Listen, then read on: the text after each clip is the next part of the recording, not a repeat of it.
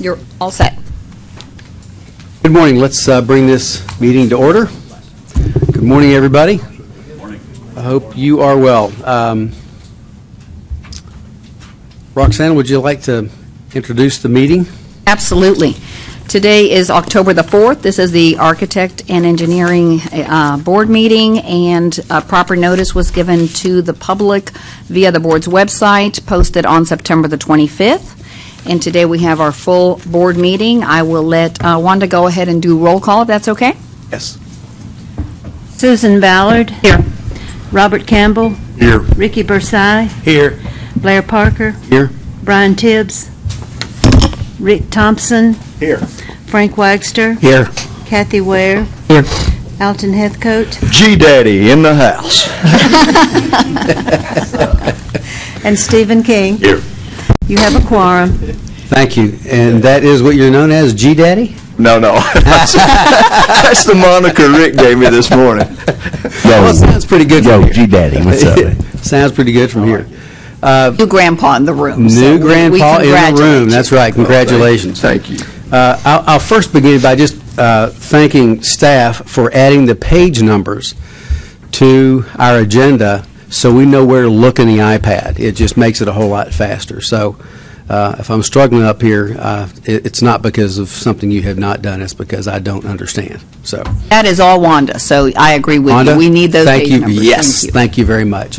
And please note that Mr. Tibbs is in the building. Thank you. Okay. Let's take this time to acknowledge guests that are here with us today. If y'all want to just introduce yourselves. Casey Anderson with the Engineering Society.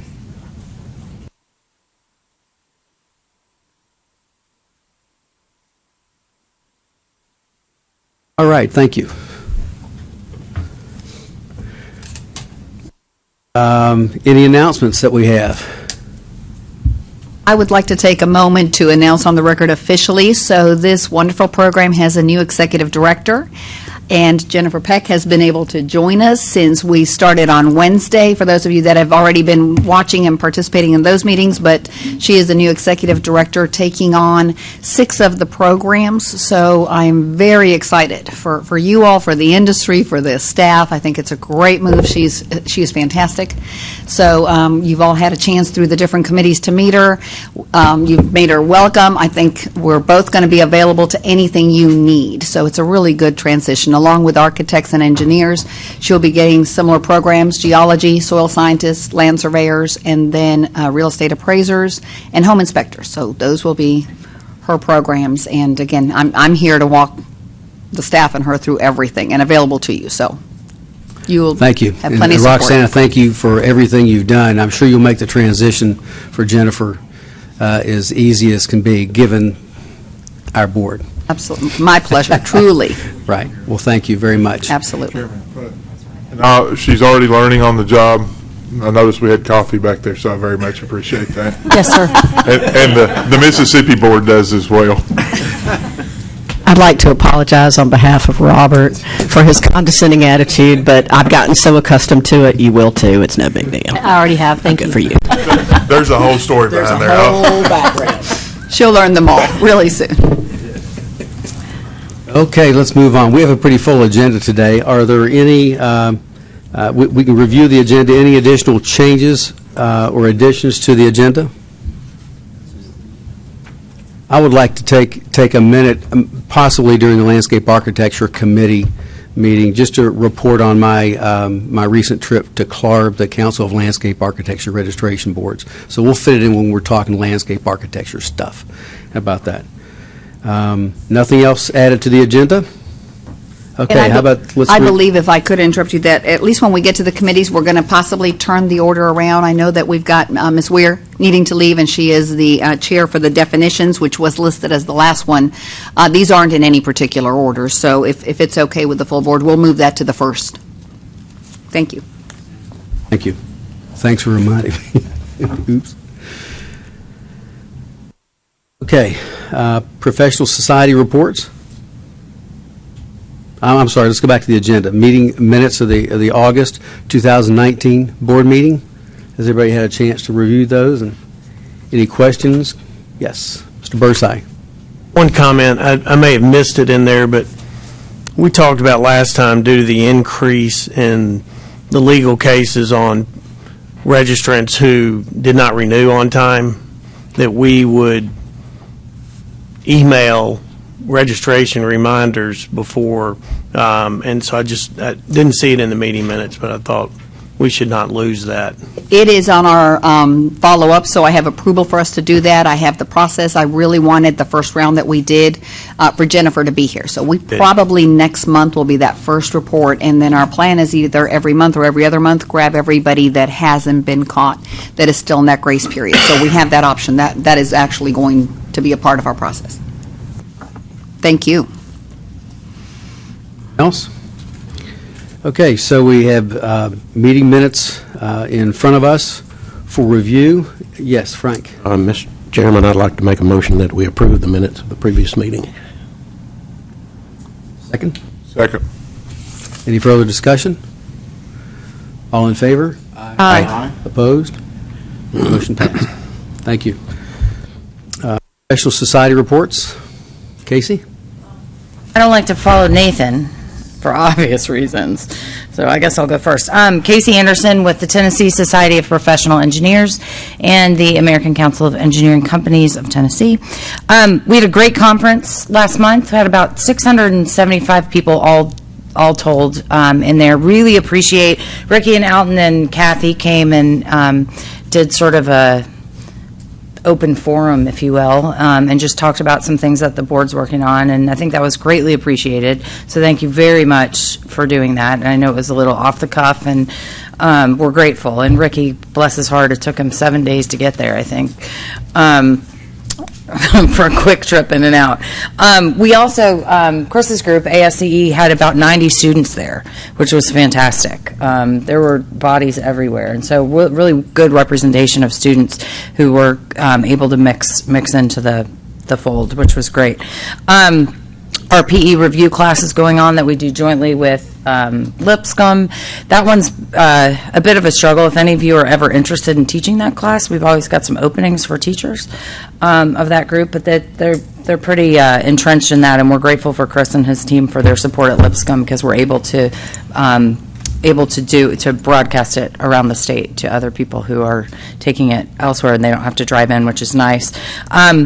We do have a committee that is going to gather really for the first time, I think, next month, early November, that is going to look at decoupling, and everyone's favorite topic, decoupling. And we are also going to have a second group that's going to be looking at the masters, that the bill that we rewrote 2 years ago to allow for that master's with 20 years of experience has sunsetted, and there is some interest and some push by some folks, particularly at the University of Tennessee, in-house at UT, that would like us to take a look at that, and so I think we'll do some of that, and I will certainly come back to you all with in the engineering committee with suggest what we think, but we would love your input too, to make sure that all of that makes sense.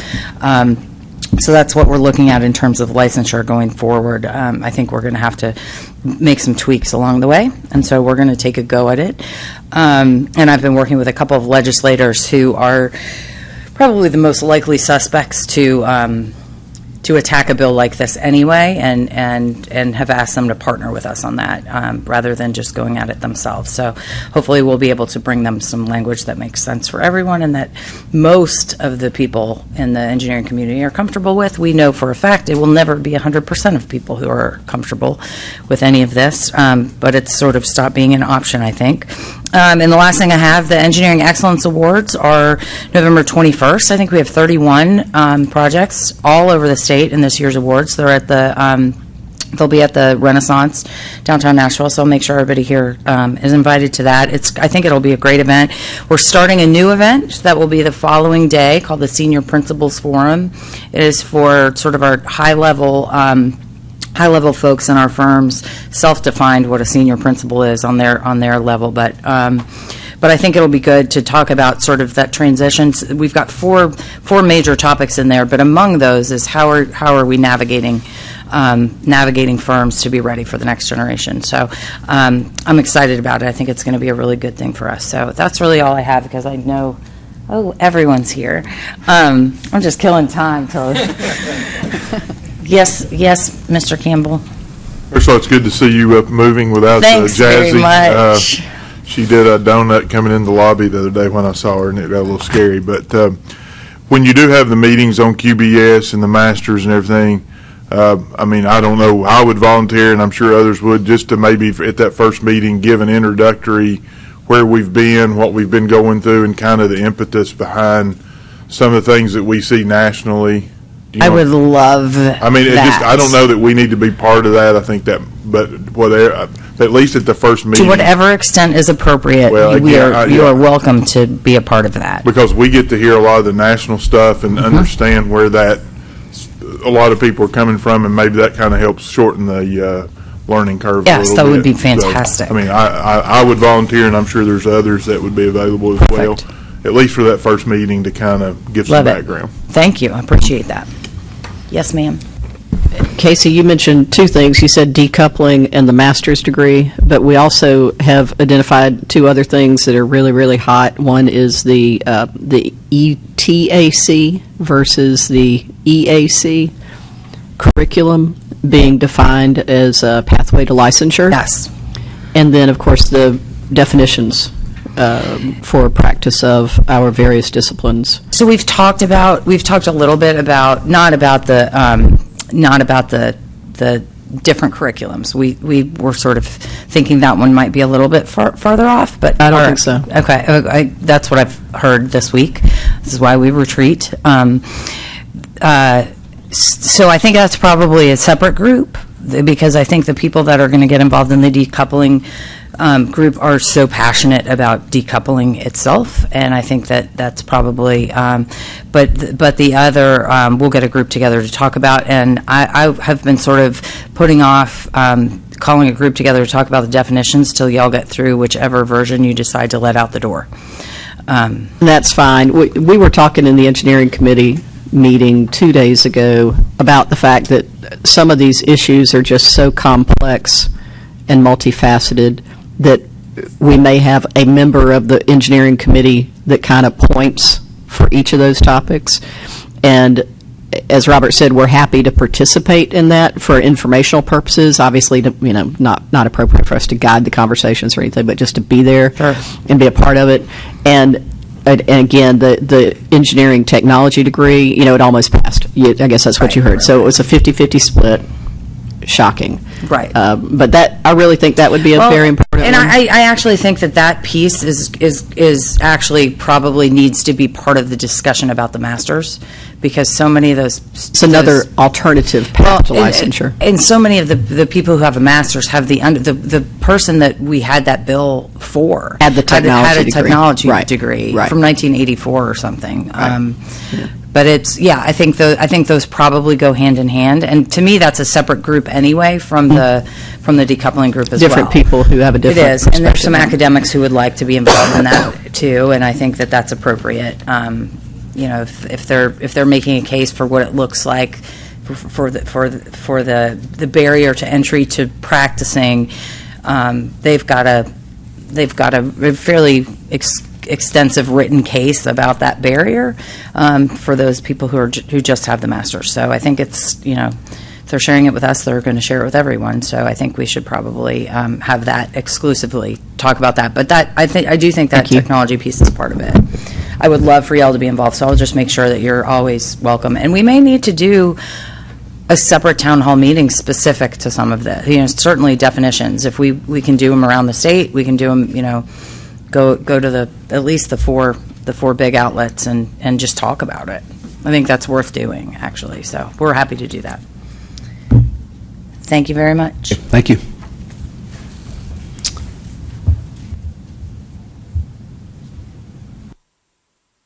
Morning, members. I'm Nathan Ridley. I'm here on behalf of the Tennessee chapter of the American Society of Landscape Architects. We have the Landscape Architects have a new president. Owen Harris of Memphis will begin his term in November, and we're excited about that. We were sort of hard on our presidents, as when you're the president-elect, you have to plan the conference. So it's sort of a baptism under fire. But Owen has done that this year, and we had a great conference in Memphis, and we look forward to the Harris administration. The national conference for LAs will be in San Diego in November on the 15th to the 18th. I think Blair's going, and that's a good thing. And y'all might recall, I think I've mentioned it from this space before, that Nashville will host the national conference in 2021, not next year, but the next year, and we're very excited about that. Tennessee's not done that before.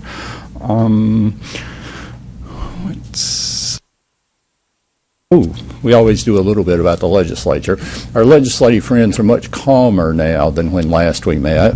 You might recall, if you've read any of your state or local media, that the House has a new speaker, and that gentleman is Cameron Sexton from Crossville, Tennessee. He's a 48-year-old banker. He's been in the House he was elected in 2010, beat an incumbent in 2010. Speaker Sexton has graceful political skills. I think interim, if y'all from East Tennessee, you might remember that Bill Dunn from Knoxville was the speaker for about 20 days, and he said boring is good. Speaker Sexton won't be boring, but it will be calmer. I wouldn't want to play poker with him. He keeps his cards very close to the vest. He's smart. The changes so far have been, I think he's going to ease along through the 2020 session, and then maybe more significant changes. At the House, I think all 99 of them, no matter which side of the philosophical divide you're on, look forward to calm. I think that's us. We have a new mayor in Nashville. Learning curve's always pretty steep for those folks. John Cooper had served on our council, but it's different being one of 40 than one of one. And all of y'all know it's a lot easier to campaign, and it's a lot more fun to campaign. It's really hard to govern. But there's a certain, I think Tennesseans, we want our officials to succeed, and I know in Nashville we want our mayor to succeed, but it's a really hard job. It's a $2 billion budget. Firefighters want a raise every year, but nobody wants the property tax rate to go up. So that tension is always there that you have to work with. But we're excited about the Cooper administration. Session starts in January. The legislative session starts in January. Happy to respond to your questions. Look forward to working with y'all. Thanks to Roxana for her service to this group, and welcome Jennifer to the circus. This is the best board. The circus? What do you mean the circus? Right. But thank y'all for your time. Happy to respond to any questions. Okay. Thank you. Thank you. Don?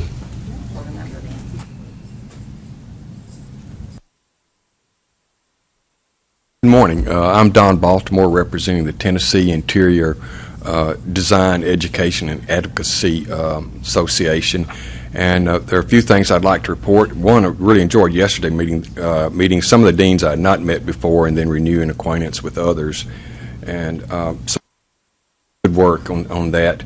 Then, like all of you to know, that October has been declared Interior Design Awareness Month by Governor Bill Lee. That's been a standard proclamation, and it goes very well with that. This is Fire Prevention Month as well, so we're talking about safety of health and welfare of the public. So, and that's been acknowledged with the professional interior designers. Our groups have been meeting across the state. IIDA chapters meet in their cities. Next week, the Tennessee chapter of the American Society of Interior Designers will have their annual convention here in Nashville, and we'll have a lot of attendees at that.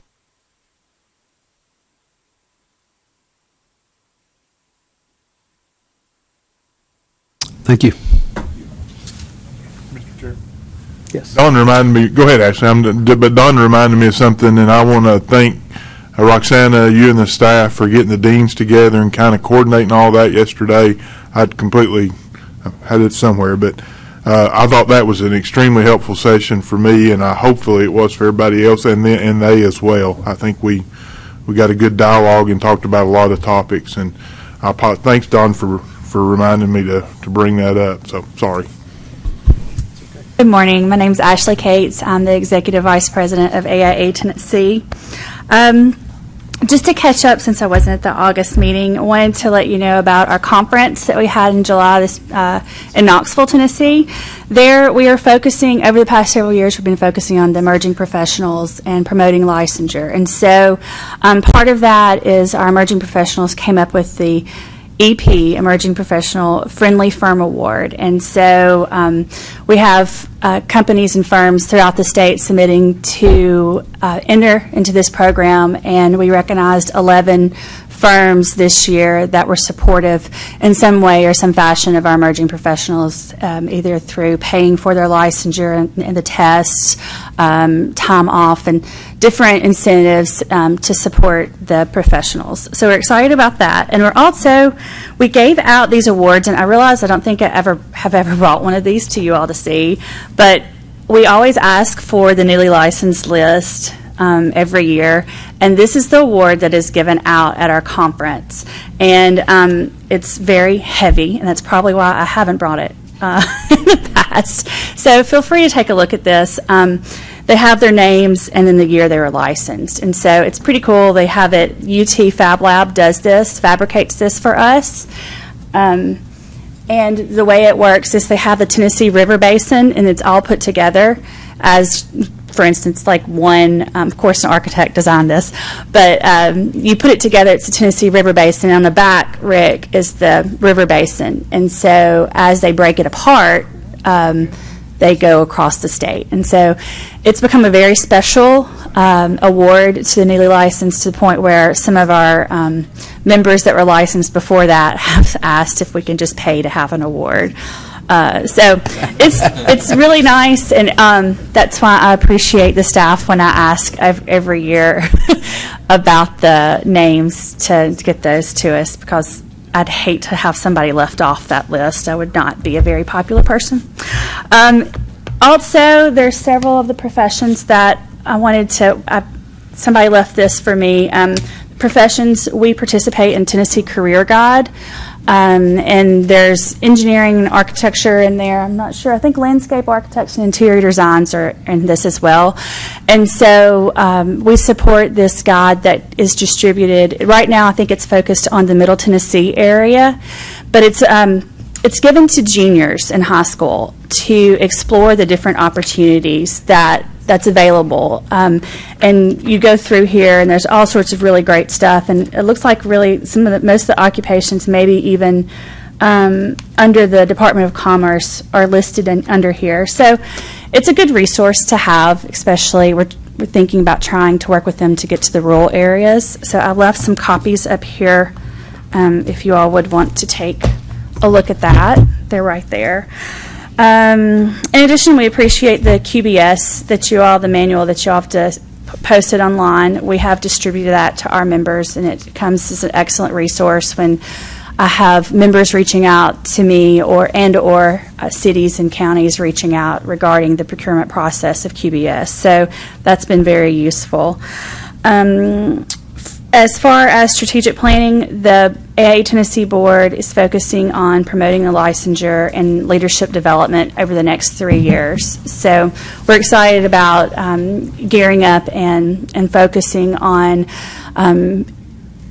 promoting advocacy within the profession and licensure. And then for the legislative route, we will be back again with the historic tax credit legislation and trying to get that passed. We listened to the governor's office regarding their concerns on the bill, and so we are focusing our attention and trying to have the incentive focus on the rural areas and trying to save some of our historic buildings and help those business owners being able to finance the restoration of those historic buildings. So hopefully we'll keep our fingers crossed, and I can report in June that something's happened in that front. Lastly, we have a new state licensing advisor for NCARB. Some of you may have met him. It's Cody Rao from Knoxville. He's with DIA out of that area, and he has been licensed, I believe he actually got licensed this past year because he got an award. And if I'm wrong about that, I apologize, Cody, if you're watching. So anyway, he's excited about that opportunity, and please feel free to engage him. Let me know how I can facilitate that engagement in educating or using him to promote licensure in our profession. So that's all I have on my plate. Questions? Thank you for the detailed report. I live in the west side of Tennessee, live in Memphis, and I was surprised when I first became a board member how many people come to me and just ask me questions, just general questions. But every profession comes, and if they know me, they'll come and ask me something, and all too often the questions ends up here with staff to handle something. But it's really important for me to be able to hear what's happening on the architectural side, and interior design, and the engineering side, as well as the LA side. So thank you all for being here and attending as you do, and providing the thorough reports that you do. Yes, Susan. Ashley, thank you for bringing the plaque. Just so y'all know, the Fab Lab at UT, of course, made that, and that's part of the funding that we give the universities to develop, curriculum and opportunities for the students to learn to use equipment. So that's a result of some of our funding. So.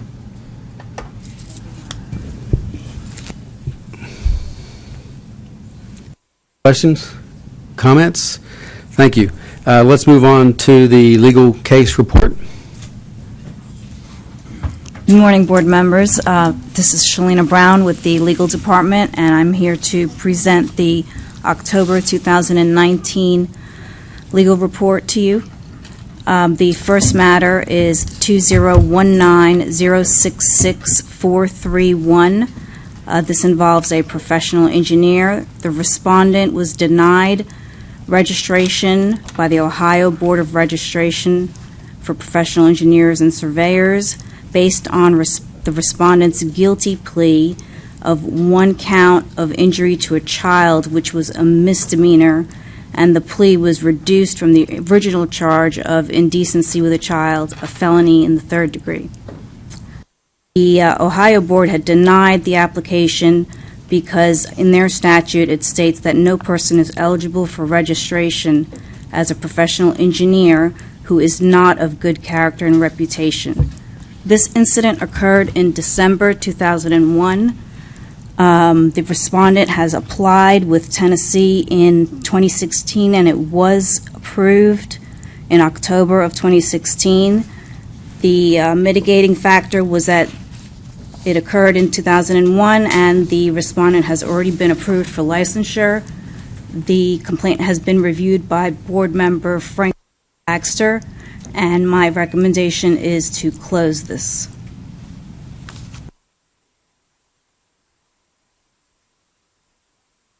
It says that I reviewed this. When did I review it?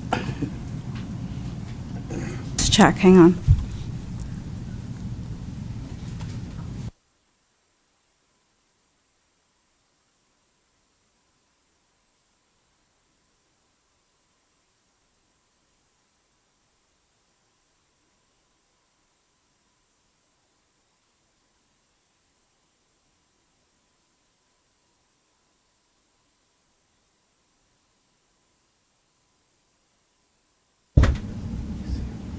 The reason I ask is when I review a complaint, I provide a written recap and Oh, I'm sorry. recommendation.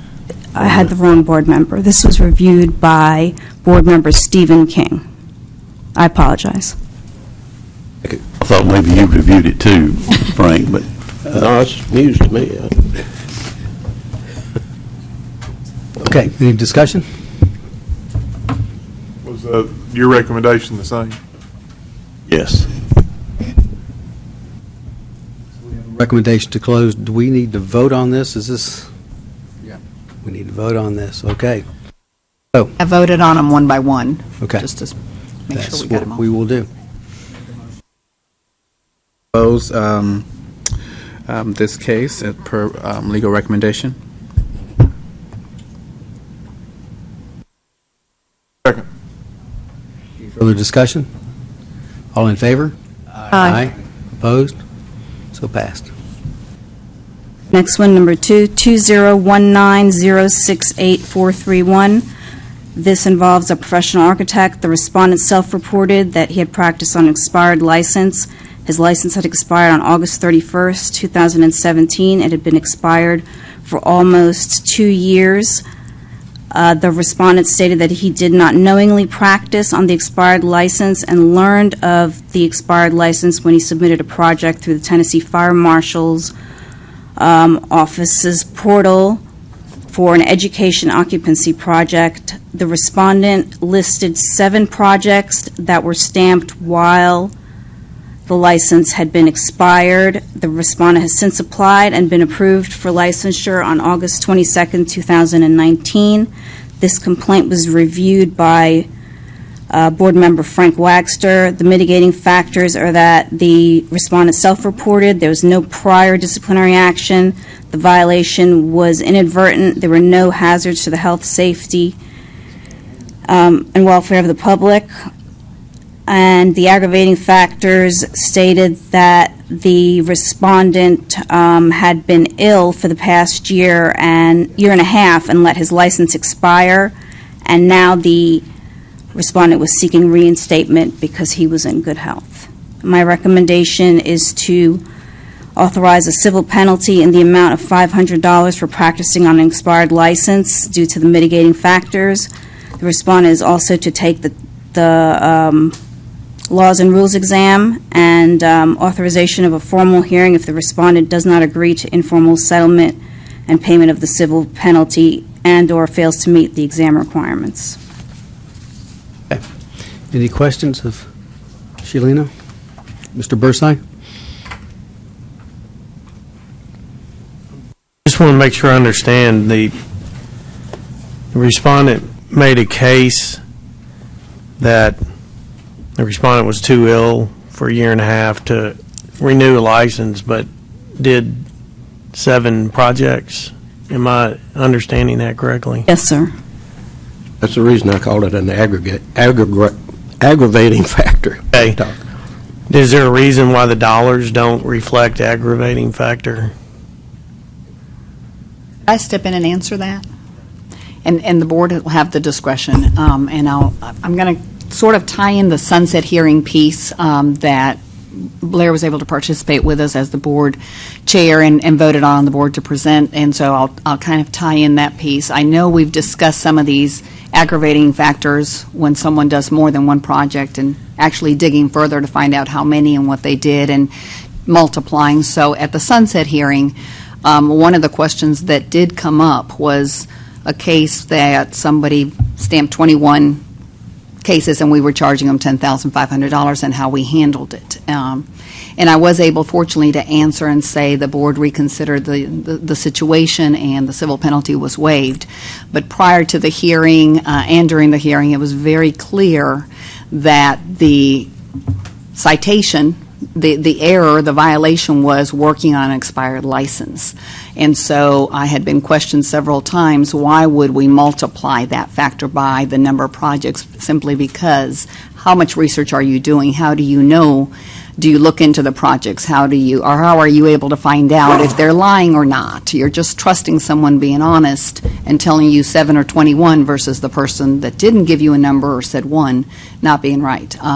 So they really appreciated the fact that either the civil penalty would be $500 or dropped in something else simply because it's working on expired license. And so that came up during the hearing. So as we go down this avenue possibly of multiplying again, it's just something to really think about. And I'm happy to turn it over to your chair because he was there and kind of witnessed the conversation. And I had others before then, but that was that day on the record. And I will add, it was very clear from those on the commission that they didn't understand why something simple like practicing on you didn't pay your fee or you forgot to do it would be multiplied time and time again to add up to $10,500. very clear from the commission that they were not pleased with that action. They were pleased that the board had already dealt with it. So I'm thankful that that the sequencing of it worked out as it did, that the board had already gone back to revisit that item. Yes. And along that line, usually when we've imposed a fee for violation, the way I remember it is like somebody's architect signed the engineering sheets and 5 or 6 of them. We have done that as per sheet, and I can see that being different from this in a way. The other thing that I really don't see mentioned here, but initially this person had looked to renew their license and indicated that they were current and they were just renewing their license. And when they were confronted with it, they answered back, I didn't knowingly not renew my license. So initially it said, when you go to renew, you check off that, you're renewing. And so that's not mentioned here, but that was part of this. But I think what the recommendation here is, I think that's the correct recommendation. Mr. Thompson? I'm not going to argue the point where Frank's recommendation. However, so I don't renew my license, and I practiced for 8 years. $500. I mean, come on. That's just not the way it. We're responsible for renewing our license. We renew them nationwide. We are responsible as architects and engineers. And 2 years, please. I mean, 4 years, whatever it is, whether I forgot to do it or not, I think it's an issue. Going back to one of the particular cases we dismissed was the man was severely ill, and child was a severe illness in the family, and that was a circumstance that we certainly should always look into. And if it's valid, then we have that discretion. But I at the risk of alienating some legislators, I really don't think that we ought to be told what to charge by a senator or a member of the legislation. If we're going to do that, we need to just change our penalty list, whatever the charges are, and just say, okay, whatever you do, it's $500. So I just find that disturbing that we're getting that kind of pressure as a board. My opinion. First side. I just want to clarify that I thought the aggravating factor was that the person was lying and saying they were too sick to renew, yet they did 7 projects, because it's a lot less work to renew a license than it is to complete a project. So I was interpreting that as some untruth there, and I understand that the number of jobs you work on, if the penalty is just you're practicing on a renewed license, that's one. I'm okay with that, but it's this other aspect of it that I think could be worthy of an aggravating factor. I'm going to agree with what Ricky said, but I also want to bring back something I've said in the past. We can't waffle back and forth. One board meeting we do it this way, the next board meeting we do it that way, and we've got to be consistent. And if we consistently have charged $500 per project, we can't keep flipping back and forth. So that's my comment.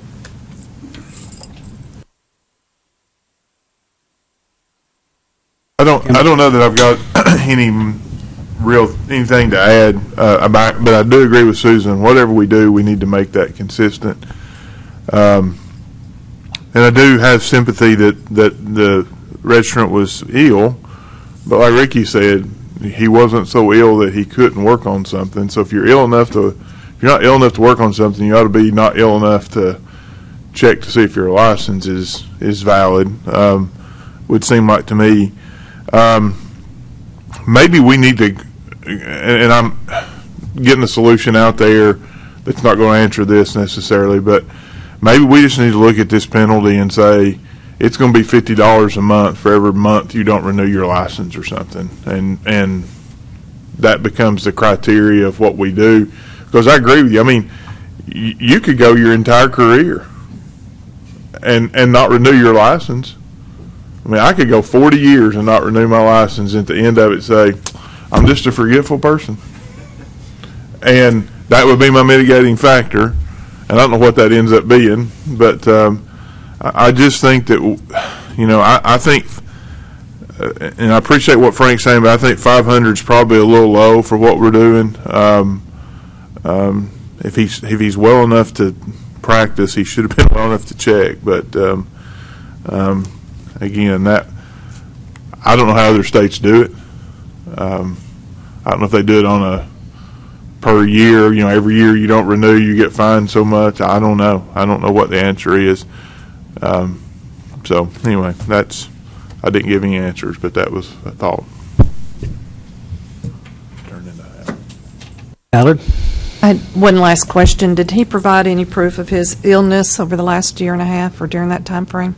No, this just, the additional information about his illness came out later in June 2019.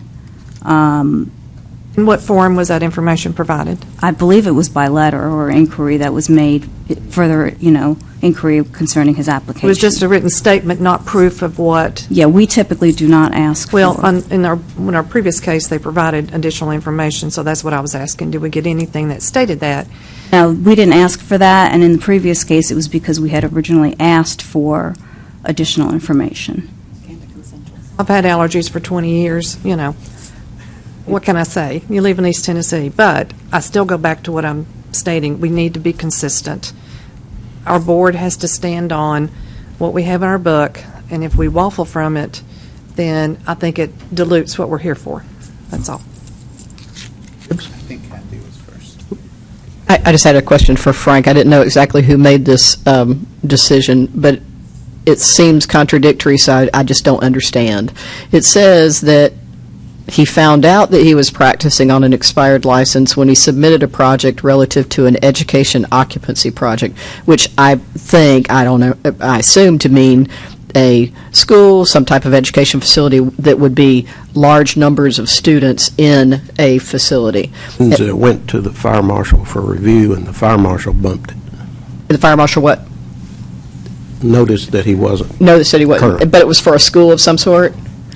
Education, I didn't. Education facility. But then it says no hazards to the health, safety, and welfare of the public as a mitigating factor. Is that your assessment, or?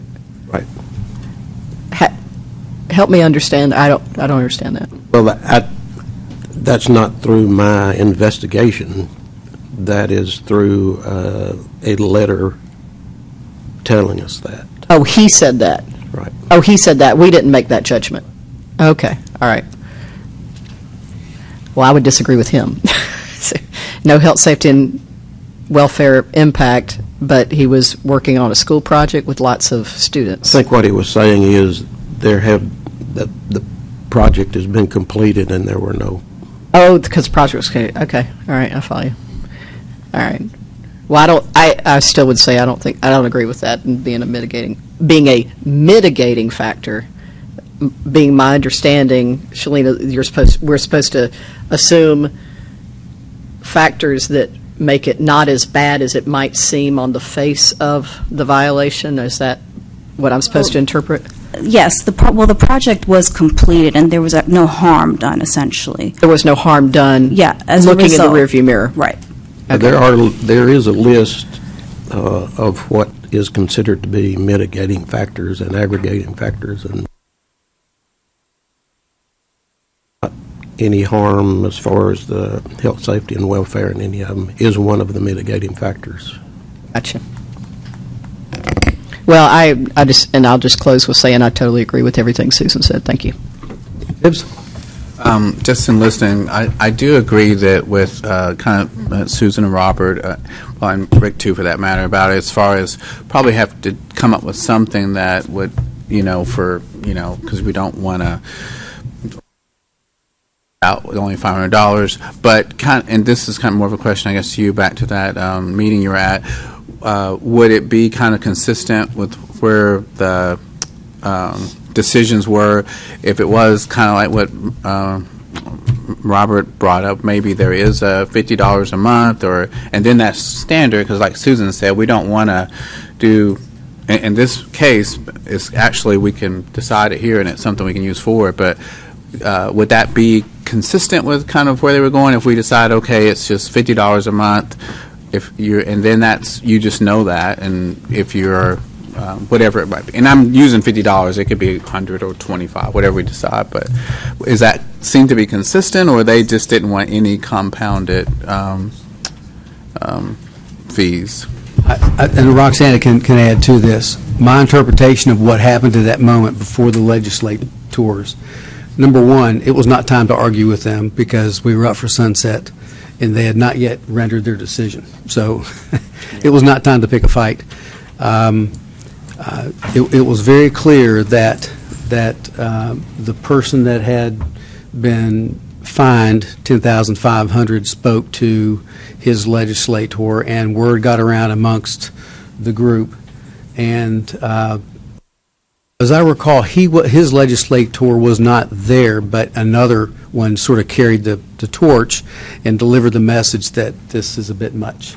So, but it was not time to argue, to set up a fight with them. And I'll tell you personally, I don't know about the rest of you, but I have missed, my relicensing before, and so I'm guilty of that, and I get it. But I also know that I do my best to renew my driver's license and any other license that I have, because it's critical. My LA license is critical to what I do for a living. It's absolutely critical. So there's no excuse for me missing it. I don't think there's any excuse for anybody else missing it. And we all have our issues, and I get that. So I like the direction we're going. I think we need to make a decision regarding this, and I think this case will help us get there.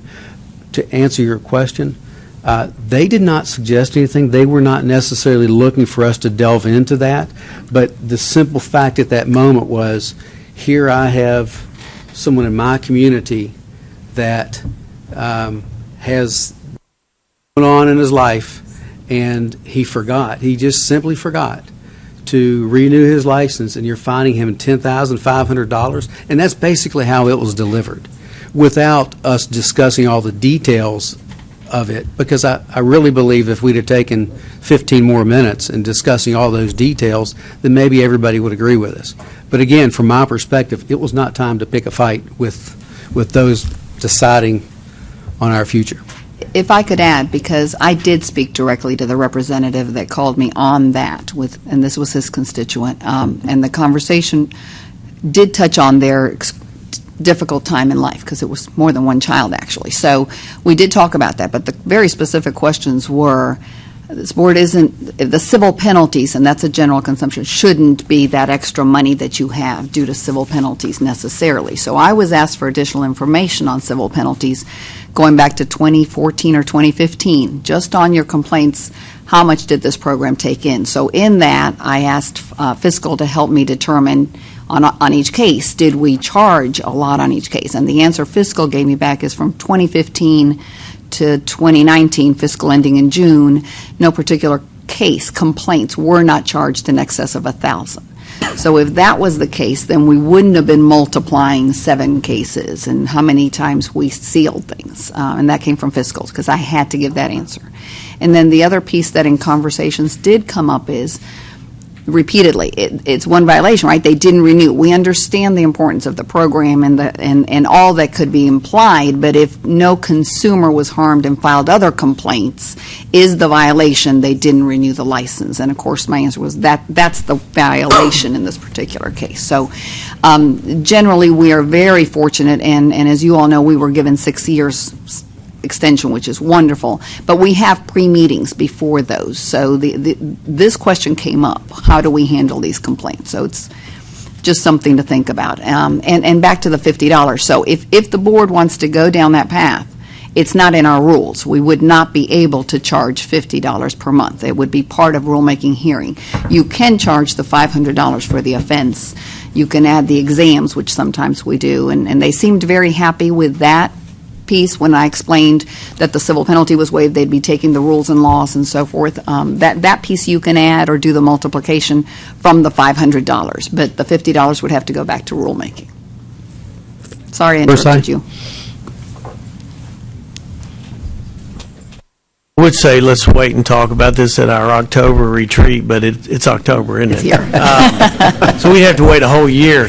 But it is good discussion. I agree with you, Blair and Susan, and everything that people have said. And we've got this case in front of us. Excuse me. Wake up. This case in front of us. This isn't a motion yet, but if we change this to a $1,000 penalty, it fits a $500 per year that you don't renew a license, or it would fit with that, and that feels more correct to me. What Robert said is maybe by year. Then it was a good point that Frank brought up. The by sheet and by job is really use of a seal rule. So that kind of feels right to me, to be by year, and something reasonable and not too hard to multiply. The other question I've got, or it looks like the chart that we have on the penalties are guidelines, and I don't necessarily, maybe they are in the rule, maybe the dollars are in the rules, but the chart says guidelines. So I wonder if we do have the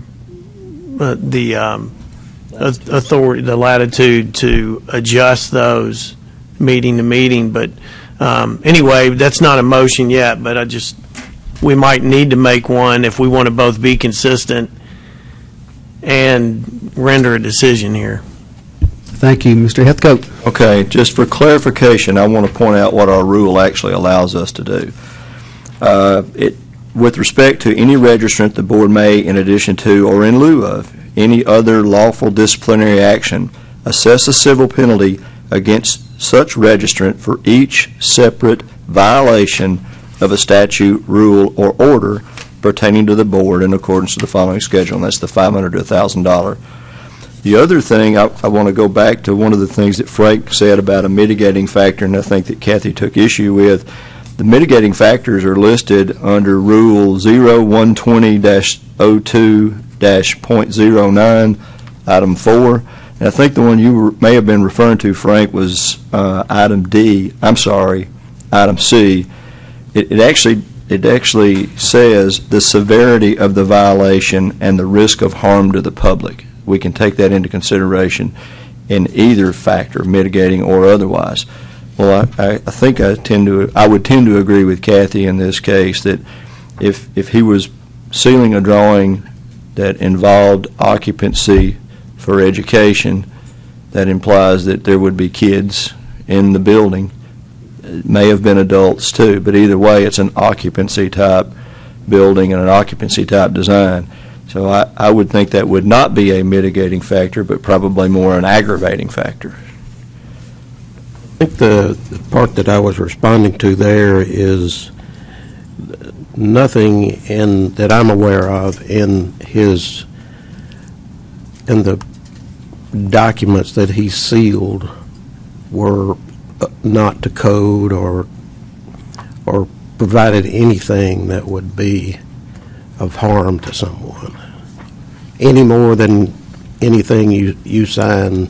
And I understand. There's always a possibility of somebody falling down a stair, but I'm saying per the code issues, and again, this was reviewed by the state fire marshal, et cetera. And there was, in that review, there was no code violation, nothing in the design that represented. They won't normally approve your plans for construction until they're agreeing that it doesn't.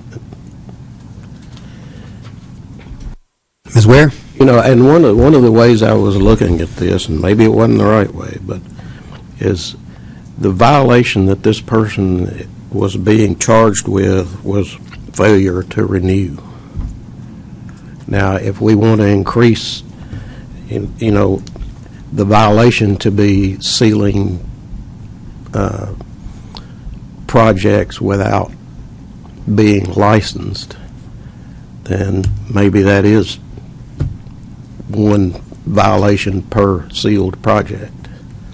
But I kind of was looking at it as failure to renew, and that's one thing, and 500, actually 750 would be a normal, I believe, normal fine, and 500 if you've got mitigating factors. The way I looked That's at not it. actually, it's not written that way. The guidelines aren't written that way. But I'm not disagreeing with you. I think that would be fair and representative. But again, if we're bound and determined to follow the guidelines as they're written, I go back and I agree with what Rick said. It does give us the responsibility of assessing those civil penalties in accordance with the guidelines, and the guidelines definitively say that for each offense. Right, and I saw this as being one offense for failure to review. But, hey, the will of the board. Kathy? Yes, so if you read through the guidelines on the page preceding the beginning of the table that gives us the guideline dollar values, the previous page says, each day of continued violation may constitute a separate violation. Each day. Doesn't refer to drawings. Are you wanting to? No, but I'm just. $720,000? No, not at all. But I just think that, we're sitting here talking about what do the guidelines say. That's what it says each day. It has no reference whatsoever to how many sets of drawings or projects or years. I'm not aware we've ever done that. I'm not either. Robert?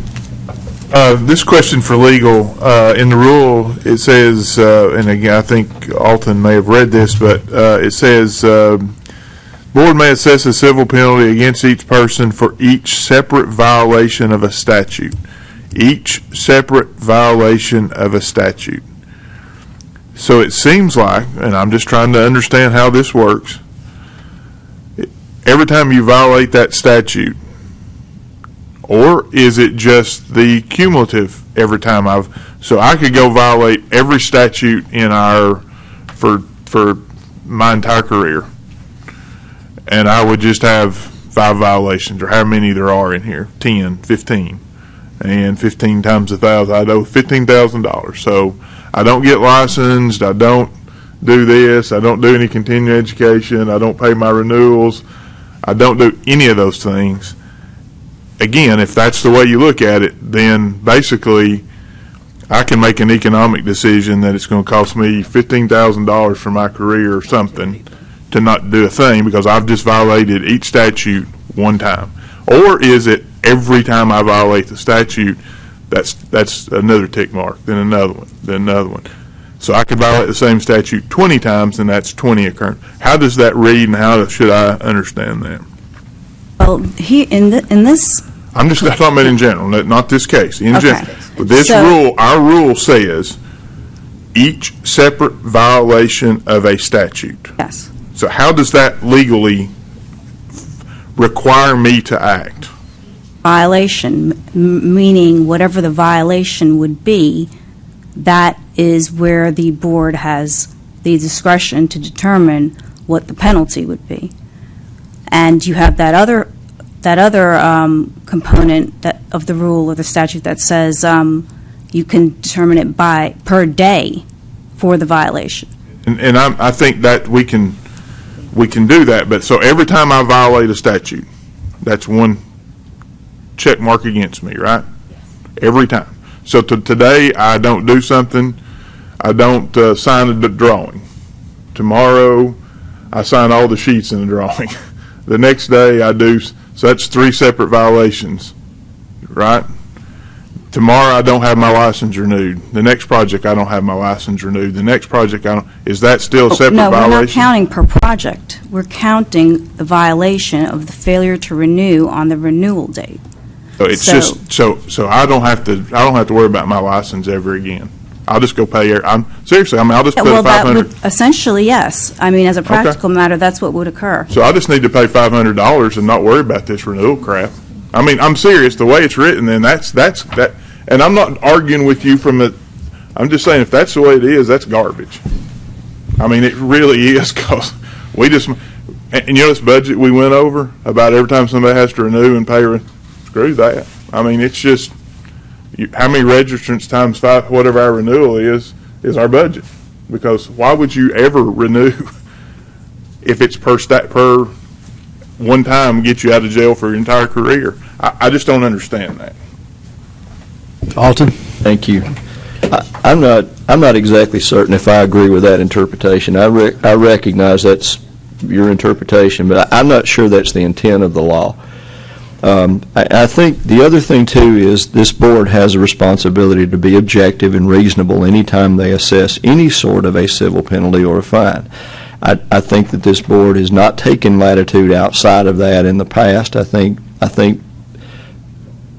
and plus it requires a vote among the board members to agree with the assessment of that fine. I think that I think in the past this board has behaved responsibly when they consider those things. I think they've also taken into consideration the severity of the offense that was practiced and assessed penalties and fines fairly and reasonably. So in the past, we have assessed penalties and fines exactly the way that Rick discussed previously. There is precedent for that. In this particular case, Frank has made a recommendation. At this time, I would recommend that we've discussed this a lot. I would recommend, in the interest of time, that we call for vote.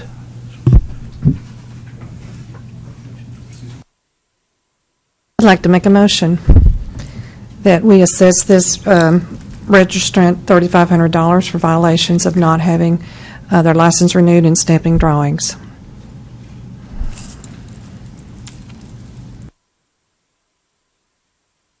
I second. Discussion? All in favor? Aye. Opposed? No. No. Take a roll vote, please. Go ahead, Wanda.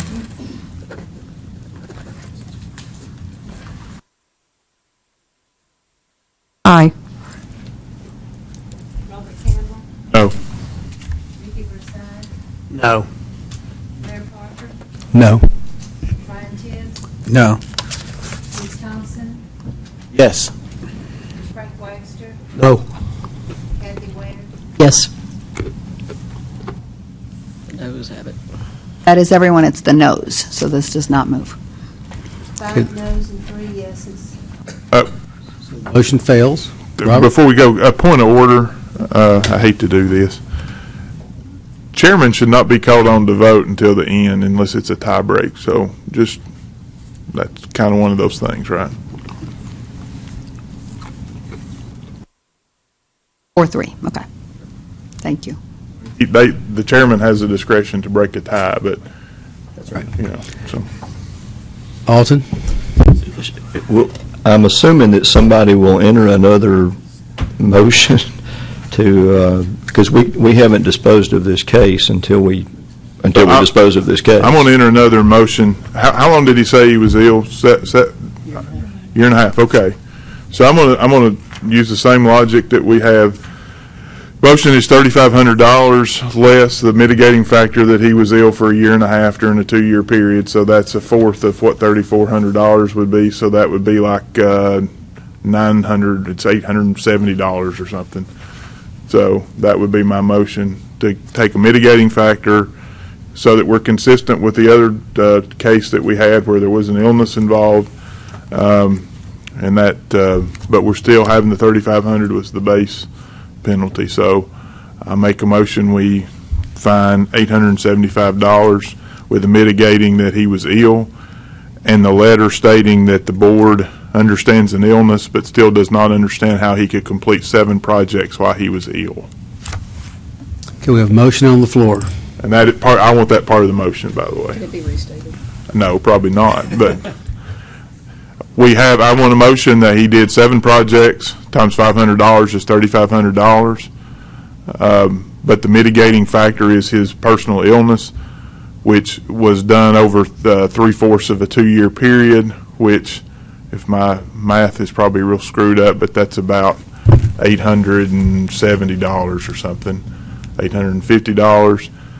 And the motion is that be the penalty, $850, and that the letter states, due to your illness, we reduce the penalty from $3,500 to this amount. However, the board is still confused on how you were able to do 7 projects in this 2-year period with an illness like that.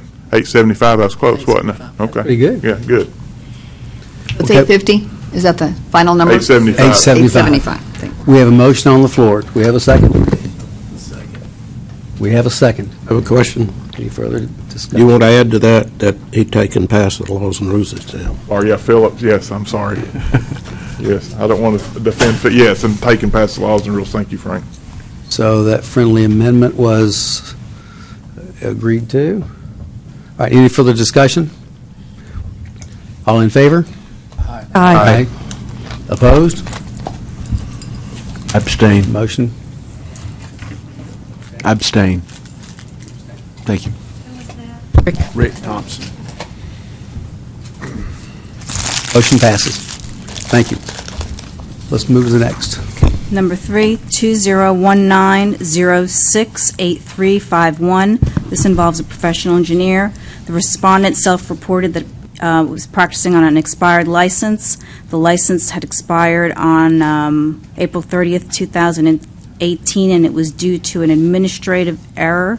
There was one small project for a trash compactor that was stamped during the unlicensed period. The respondent has since applied and been approved for licensure on August 22nd, 2019. Mitigating factor is the respondent self-reported. The complaint was reviewed by board member Stephen King.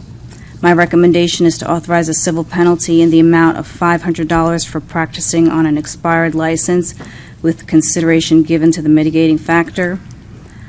Respondent is also to take and pass the laws and rules exam, and also I request authorization for a formal hearing if the respondent does not agree to an informal settlement and civil penalty and/or fails to meet the exam requirements. Discussion? Kathy? What was his administrative error? It's his, I am sure, missing the renewal, I guess, You not asked the follow-up questions on this? No, we don't make any Okay. further inquiries into Okay. the complaints. We don't investigate the complaints to that extent.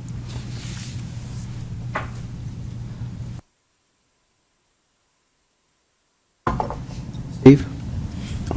Well, the only additional thing I could shed was on that there was an existing design, I think, that it was out to bid, and there was a modification, like an addendum, where a drawing was modified. That was the one use of his stamp during that period. Chairman? Yes. Oh, I'm sorry. Susan? I'd like to move that we authorize a civil penalty for $500, and they can pass the laws and rules exam. Motion on the floor? We have a second. I'm just curious how for 15 months he didn't stamp anything.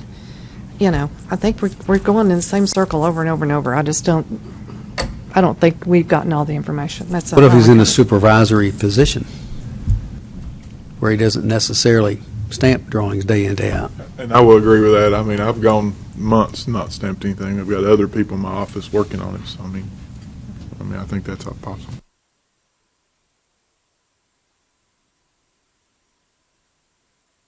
Oh. We have a motion and a second.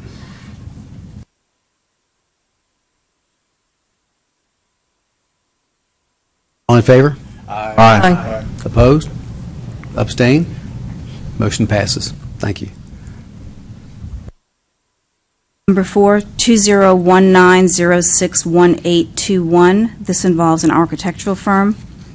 The complainant is an Oklahoma architect that was recommending a local architect in Tennessee, in Nashville, to his cousin. When the complainant looked up the firm, it was discovered that the firm was not licensed in Tennessee. The respondent architect firm is based in Houston, Texas. The respondent has submitted a Secretary of State filing showing the parent company of the respondent is doing business in Tennessee. The Tennessee architect license is under the individual owner of the parent company in Houston, Texas. The mitigating factor is the principal of the firm is a licensed architect in Tennessee. This was an inadvertent mistake that they needed to fill out the firm registration and obtain that in Tennessee. There has been no business conducted in Tennessee. There's been no architectural practice. They've merely opened the office. And upon being contacted, they immediately submitted and obtained their firm registration. So they fully cooperated, and there was no issue concerning obtaining that firm license because the respondent firm principal is a licensed architect in Tennessee. My recommendation is to close this. Discussion? Rick? I reviewed this case, and one thing I would like to point out is that they are not clear and unaware of how, and I'm sorry, I don't know which section I quoted to you in my email, but it requires a resident architect to be in that office if they're going to have that office in Tennessee, which they don't. They have an architect in Houston, which if they are going to practice in the state, they need to make sure they understand what the law and rules are. So, and they did not violate by practicing other than they weren't licensed properly for a corporate license. So I just want to make sure that, for the record, they need to understand that that's part of the requirement. Yes, I believe they are aware of that, and also since they have not gotten any business in Tennessee, they've not placed a registered architect in their office here, a Tennessee licensed architect. Right. But I think that might have been why he was confused. He thought it was okay by just being licensed in Houston, and he didn't understand the whole process of what that means. Yes. Okay. I just want to make that clear. Vicki? Just a reminder that practice of architecture includes advertising and submitting for proposals. So they may not have any work yet, but if they're submitting proposals, they need somebody registered in Tennessee, as Rick said. So I don't know if they are aware of that. I don't know either, but I will relay that information to them as well. Kathy? Yeah, so I was just wondering how come there wasn't a recommendation to send a letter of caution with such information in it. So I would think that should be part of the recommendation. Susan? I think they need to make sure they've had the laws and rules exam and pass it. So. Other discussion? Entertain a motion. Approve, based on recommendation, and to send, no. Current recommendation is close. Well, I'm sorry, I thought we were doing a letter. And this is a firm. Who are we intending to pass the rules and laws? The principal, who is The already a licensed licensed individual? architect. Okay. If that's the motion. Make pass the law and rules. You don't want letter of caution? Yeah, that's what I thought we were doing. I'm sorry. I got confused. I'm confused on the motion. I thought that's what we May were I? doing. Yes. Okay. I'd like to make a motion that council send a letter of caution to the respondent requesting that they have the principal pass the laws and rules exam, and that they be made aware of the requirement for a resident registrant prior to advertising or submitting proposals for the work that they intend to do. We have a motion on the floor. Second? Second. And a second. Any further discussion? Oh, Frank? Just trying to get this clear in my head.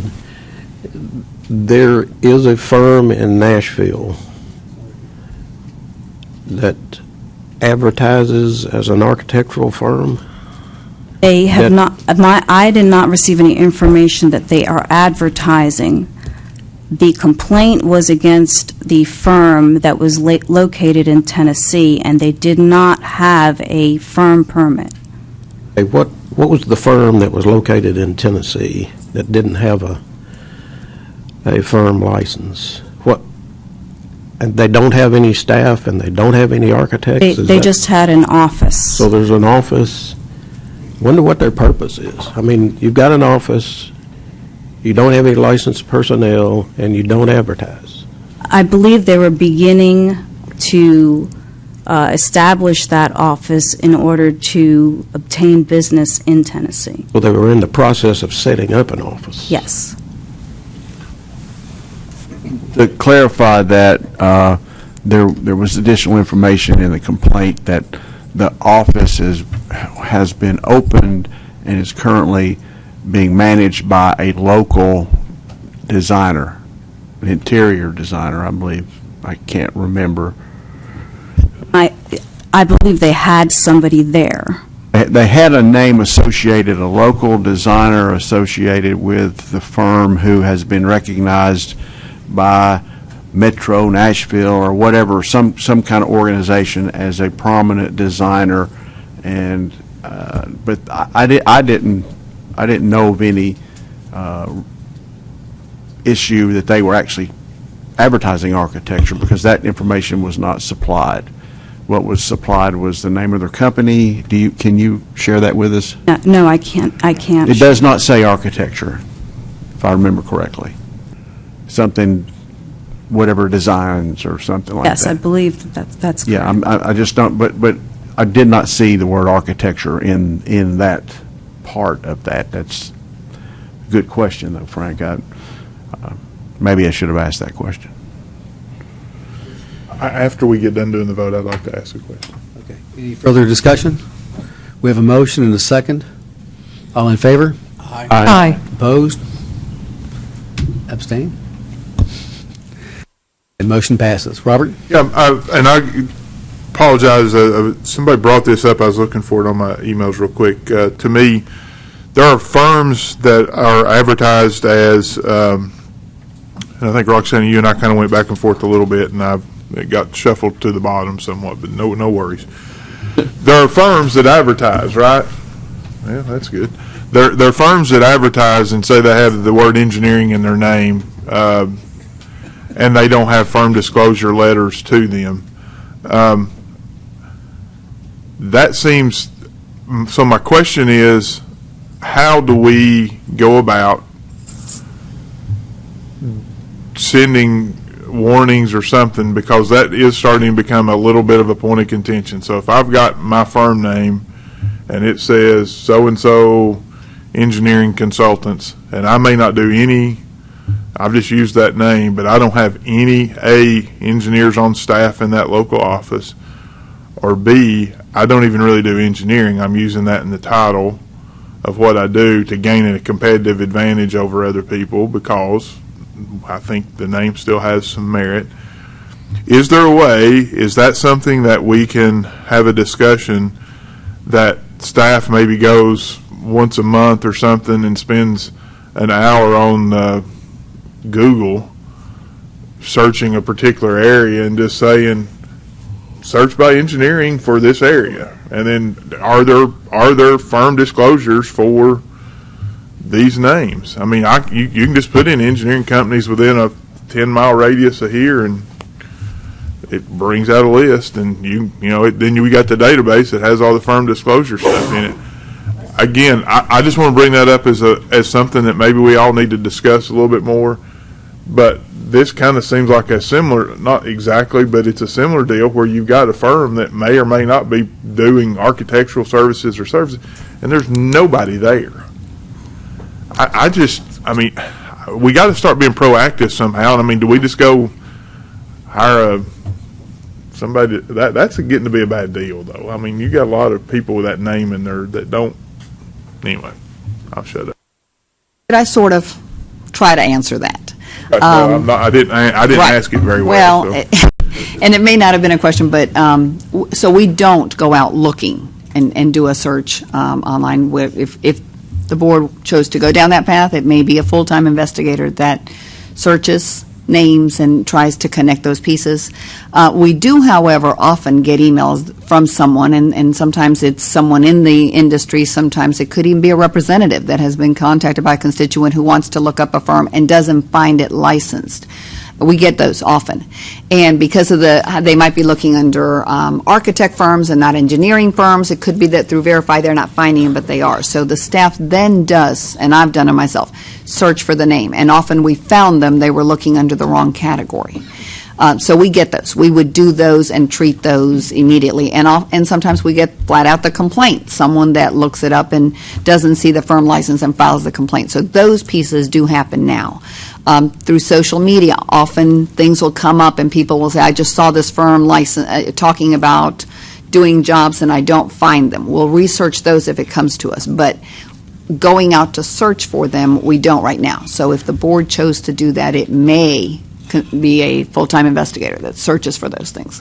And in general, none of the programs really go searching for those things, with the exception of in statute, Cosmetology Barber Board sends people to literally inspect shops. It's in our statute to do that. But generally speaking, the complaint process would drive it. That's not to say that this couldn't be added if you chose that this was a problem. If I sent you 10 names Mhm. and said, look them up, see if they've got a firm disclosure, see, then what goes on after that? We look them up. We are doing a courtesy for a licensee, for a company, definitely for a board member. We look them up. Wanda's done them. Sandra, we've all done them, yes. So you find them in violation, what happens? We would open a complaint. It would be an administrative complaint if we find that they're not registered, and we would look through the different categories of firms, because I think we have 6 or 7, so that can be confusing, and make sure that they're not licensed and we've not found them. And if it's coming from someone in the industry, in specific, we do encourage that the complaint be filed by them, just so that the office isn't then in the middle of opening all these complaints, walk them through the process. And many of these are open that way. They've checked on it, we've tried to help them, not found it, and that's how the complaint's open. Thoughts? Rick? I just want to go back and clarify what I stated about the legislature. I was misunderstanding what your comments were. If I have an issue and I want to talk to my legislator, I certainly have the right to do that, and I will do that. I was under the impression that someone was saying we should only charge $500, and I stand corrected on that. My apologies. Anything else? Let's move to the next. The next one is a matter that this board had required an informal conference. It is 2019-023-531. This involved a professional engineer. The complaint was filed by the State Fire Marshal's Office for practicing outside of the area of competence related to ceiling plans and drawings for a church. The respondent provided a response and has had considerable experience with similar projects. It was routine for the respondent to interpret and revise structural, electrical, mechanical, and HVAC drawings. The respondent was a structural engineer of record for shopping center upgrades, large apartment buildings, and various other projects. The respondent stated the original drawings had been submitted without a seal and contact information, and the project manager had submitted the wrong files and would resubmit the correct set of drawings to the State Fire Marshal's Office. The mitigating factors are that there's no prior disciplinary action during the entire period of licensure, which is in excess of 35 years, and that an informal conference was held with a board member. That board member was Board Member Stephen King, and he did meet with the respondent. My recommendation is a letter of caution about practicing outside the area of competence and experience. Steve, anything additional?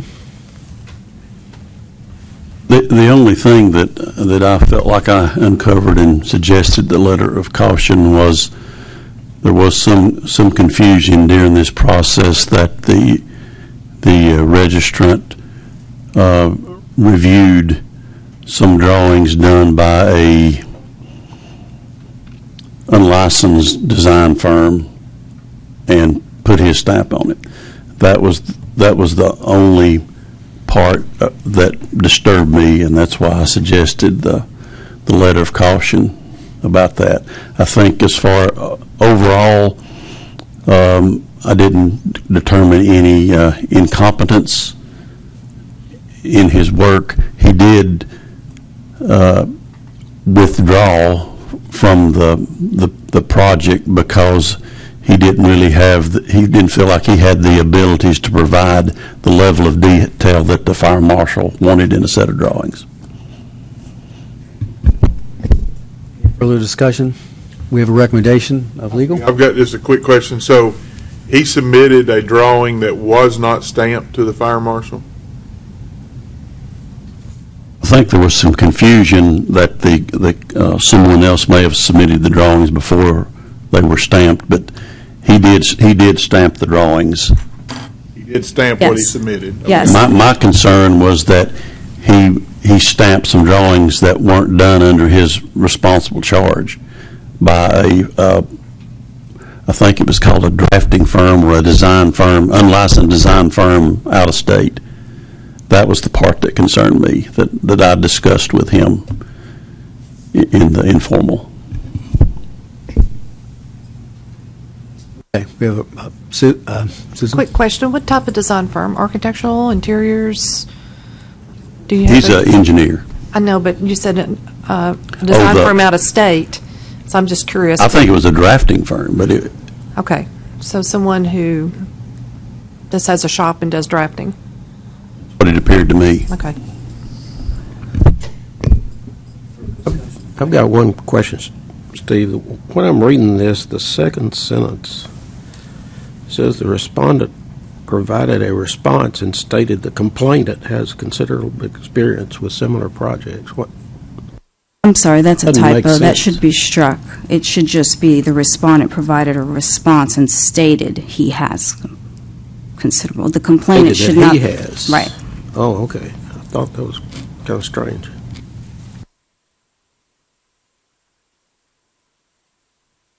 Any further discussion? We have a recommendation of our legal team. We'll entertain a motion.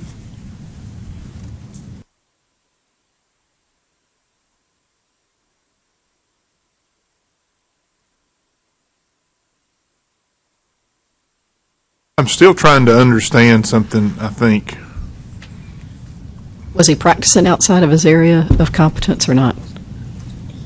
I don't think so. That he didn't give credit to the things that he didn't, so he wasn't going to stamp the entire set. He was just going to stamp structural. No, he was stamping the entire set. That's why the fire marshal contacted the board office about the complaint. So he's competent in the mechanical, electrical, plumbing.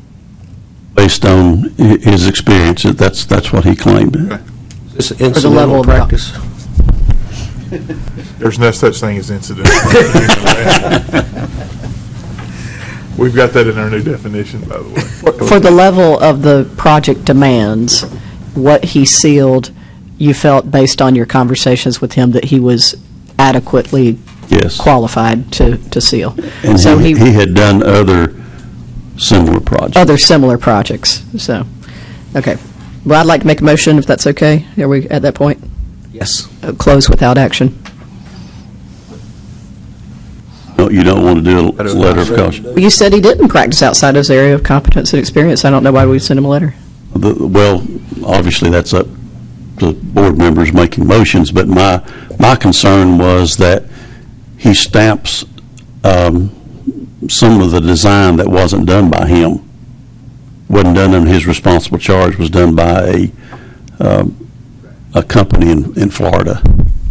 That was my suggestion about the letter of caution. Okay, well, that's, okay, I'm sorry, I misunderstood that part. Then I withdraw my motion. I would suggest you Motion's make a motion. withdrawn. Oh, you can't make a motion? Are you amending your motion, or? No, I withdrew my motion. Motion's withdrawn. Ricky? I'm hearing a couple of things that are very gray areas, like plane stamping. You cannot stamp somebody else's work unless they worked under your responsible charge. I don't know if it sounds like you think that they were working under his responsible charge, the drafting service, that he didn't just review. You cannot just review something somebody did. They have to be working with you. Right. And so that's a little gray. And the other is the fact that his drawings submitted to the state fire marshal, when they came back, he felt like he wasn't really, competent enough in the details that the fire marshal wanted to go ahead and complete, so he withdrew from the project, correct? Yes. So I like the letter of caution. I wouldn't, we hadn't made a motion yet, have we? I make a motion that we approve the recommendation of a letter of caution about practicing outside the competence and experience, and in honor of Philip Lim, have him take the laws and rules test, just so this person really needs to understand the difference between plan stamping and responsible charge. I'll second that. We have a motion and a second. Any further discussion? Susan? I think we need to add to this that the reason why we're giving him this, penalty or letter of caution is why he stamped someone else's work, but we're not giving him that in this explanation. I think we need to add that. So, anyway. Mike? Seconded? Yes. Okay. Yeah, we had this big argument about the guy being ill and we needed to charge more and all that. This really sounds bad, to be honest with you. I mean, here's a guy that's an engineer. He sealed drawings somebody else did, not under his supervision, and then submitted it to the fire marshal. And apparently, from what you're saying, the fire marshal reviewed it and turned it down, and he felt like he couldn't even. I mean, here he sent sealed drawings to the fire marshal saying they're ready to be built. The fire marshal sent them back saying, no, they're not. And then he doesn't feel competent to even provide the drawings that would pass the fire marshal's review. I mean, that's telling me that the drawings he submitted are not very good. I think the fire marshal routinely contacts the board or files a complaint if a registrant stamps multiple disciplines in a set of plans. Right, so that's why the fire marshal submitted the complaint. But why did he not feel comfortable in resubmitting the plan? Because he's a one-person firm, and the volume of drawings and detail that the fire marshal was going to require was more than he had the ability to do, plus the fact that he got the complaint and he wanted to get out of Dodge, I think. All the more reason to. The situation with the firm in Florida, that they submitted a statement that said they were working under his responsible charge. I don't think I totally bought into that. That's why I suggest a letter of caution, because we need to be sure that designs are being supervised by registrants. And that seemed a little questionable to me, even though we had a letter in the file that said that this firm was working under his responsible charge. Well, am I hearing that the plans that he submitted to the fire marshal were not of sufficient detail for the fire marshal to approve? Is that correct? To my knowledge, the fire marshal never weighed in on that. I didn't get any detail regarding their review. He couldn't comply. I think oftentimes we may get complaints from the fire marshal's office when they see one seal on all the drawings. I understand why the fire marshal rejected it, but I'm not understanding why he didn't feel comfortable in resubmitting because the fire marshal was wanting more detail. Alton? How did he know that? Just for everybody's clarification, again, I apologize, but I want to read the rule to everybody so they understand. This is Chapter 0120-02-.08, Part 5A. No registrant shall affix his or her seal or signature to sketches, working drawings, specifications, or other documents developed by others not under the registrant's responsible charge and not subject to the authority of that registrant in critical professional judgments. We've got a letter from the people that were supporting this individual saying that he was in responsible charge, but I would probably tend to agree with Steve that if they're performing those services in Florida and he's practicing in Tennessee, I'm not exactly certain how they can be under his responsible charge, other than the fact that he may have reviewed what they prepared. But I share your same concern. It and Steve's too. It surely appears that he sealed drawings that somebody else prepared, and he elected to assume that they were competent, even though they're not registered. Robert?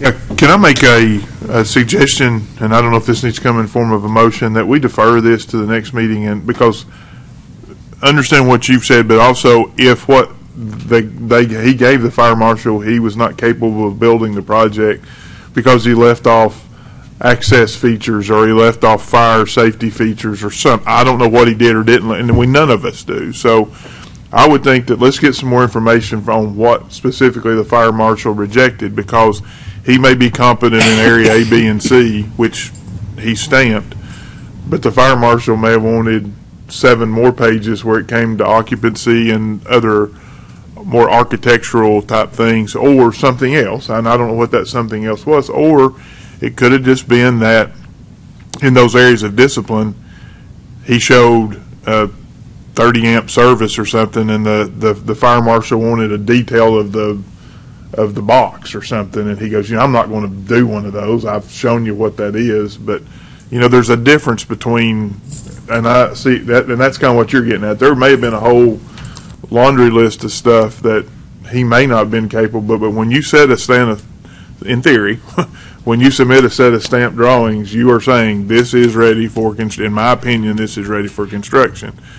I've been told after I submit a bunch of stuff that no, it's not, because we got a whole lot of other stuff that we want you to do too, but that didn't change my opinion that I thought they were ready. So I think let's defer this. Let's get some more information from the fire marshal that says what's the laundry list of items that he thought he still needed to add, and those all may very well have been within the guy's competency, and he just looked at it like you said and said, you know what, I just don't have time for this stuff. And it may not have been hardly anything, but he just said, I don't, and I've got this. But it may also have been, I want you to show what your fire exits or all that other architectural stuff that I don't have any idea about. But he may have wanted all that, and he goes, I don't have any idea about that. So, Alton? Thank you. I agree with what Robert said. Just a point of clarification, did the fire marshal's office approve this set of plans? I'm not even sure they reviewed them, other than to the point that they saw the same registrant stamp multiple disciplines. Then I certainly agree with Robert. This probably merits additional investigation. Okay, so at this moment, we have a motion and a second on the floor. To defer? No. We have to withdraw the motion. Haven't I voted. think. We- want me to withdraw the Yeah. If you would like to, yes, sir. I will withdraw the motion, if that's allowable. Can you withdraw a motion after you have a second? yeah, the second has to as well. Second, I withdraw. Second. Okay, so Ricky, who made the motion, has withdrawn it. Second has also agreed with that, so we're back to ground zero at this moment. Now, I'll entertain a motion. And your I just- motion is to defer? Yeah, do we have to have a motion for that, or can we just ask for more information? So just to be clear, you would like me to contact the fire marshal's office and figure out why they've rejected it or sent us the complaint for the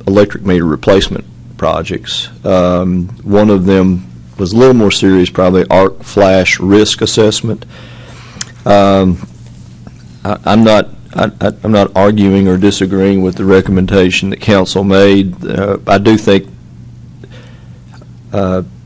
maybe a little stronger than usual this, if in fact he failed to receive his notification, but he has his own calendar that he kept about when his registration was due. He messed that up, obviously, but immediately, not only did he reapply and report that he had been practicing on an expired license, but he also, without being provoked to do so, provided the specific information on the projects that he did perform work on, and noted that he, from the time that he discovered that to the time that the license was reinstated, he did not seal any additional drawings. I think I'm actually fine with the recommendation made by council, but I would subject to the will of the board. Discussion? Motion? Discussion. So how is this different from the previous discussion of $500 per violation times 4 violations? I'm just asking. I think in this particular case, well, I'm not saying there is a difference. In this particular case, for whatever reason, this respondent apparently failed to receive any notification at all. I'm not exactly sure how that happens. That happened to me once a very, very, very long time ago, where the notification was sent and was apparently received by somebody who didn't even work in the building where I was, let alone part of the firm that I was in at the time, and so I understand how maybe there is a circumstance where that could happen, so I'm not unsympathetic to that. On his own calendar, in this particular circumstance, he was going in to reapply when he thought his license was due for reapplication on his own, and when he discovered it, he behaved in what I consider a very professional manner, and not only did he self-report, but he in accordance with the guidelines, which most people don't do until they're requested, he went on and provided the information on the projects that he worked on and sealed while his license was expired. I'm not advocating that that's any different than anything else that we've reviewed today or previously. But it's a pretty strong mitigating factor, I thought. Oh, Frank? Mr. Chairman, I move that we authorize a civil penalty in the amount of $500 and that the respondent take and pass the laws and rules exam. Motion on the floor. Have a second? Second. Motion and a second. Any further discussion? All in favor? Aye. Aye. Opposed? No. Abstain? Frank, thank you for that amendment. I agree, and I like that. The next one, actually, the next two kind of are companion cases. They were reviewed by different reviewers, but they're very similar. Number 7 is 2019-055-791. This involves a professional engineer. It's quite lengthy, so I'll just go through it as quickly as I can. The complaint was filed by the respondent's former employer, and the allegation was that the respondent had lied about working in an engineering firm, copied hundreds of confidential files and proprietary information to an external drive, and loaded them on the new employer's computer system, conspired with other former and soon-to-be former employees to extract other proprietary information, stole customer drawings from the complainant employer, changed the login credentials for the complainant's employer's Autodesk Vault workgroup, which is a system that gives access to the complainant employer's computer systems from the new employer's system and locked out complainant employer from the vault server, used photos of the complainant employer tests to mark the respondent's LinkedIn account, stole vendor pricing files, stole job invoicing logs for engineering and testing projects going back 7 years, wiped a laptop clean and reset it to the factory settings, and destroyed company property. The complainant employer had to hire a third-party forensic IT professional to restore the laptop and to show the file paths to confirm that all computer activity was engaged in by the respondent. The respondent provided a 5-page detailed response to the board and stated that the complainant employer has misrepresented facts and circumstances surrounding the departure of the respondent from the complainant's firm. The respondent stated all licensed engineers working in the Memphis, Tennessee office of the complainant employer resigned in March 2018. The complainant employer had legal proceedings instituted against his new employer and also a former employee of the complainant employer's firm and the respondent. The respondent said it was routine for the documents folder to be backed up to the respondent's laptops that were provided to them while they were working for the employer. The respondent and the complainant were involved in a lawsuit, and they were in the process of negotiations and also agreed to voluntarily delete certain information that was on the new employer's system. So the parties had settled the matter, but the complainant employer then demanded the payment of $31,000 for the costs associated with the IT audit that was ordered by the court. The respondent refused to settle the case and rejected the offer to pay that $31,000 to the complainant employer. There was no proof of any confidential documents being stolen, and the IT expert confirmed that the documents were not stolen. They are still involved in this lawsuit currently. They did not settle. So the mitigating factors were the respondent had no history of prior disciplinary action or any prior complaints, and the complainant employer waited 16 months before filing this complaint with the board. This complaint was reviewed by board member Robert Campbell, and the next complaint, which is the same set of facts, complaint number 2019-055801, was reviewed by board member Ricky Bursey. So my recommendation is that that both of these complaints should be placed in litigation monitoring status until the civil case is resolved or concluded. Shalina, remind me the difference between the two cases.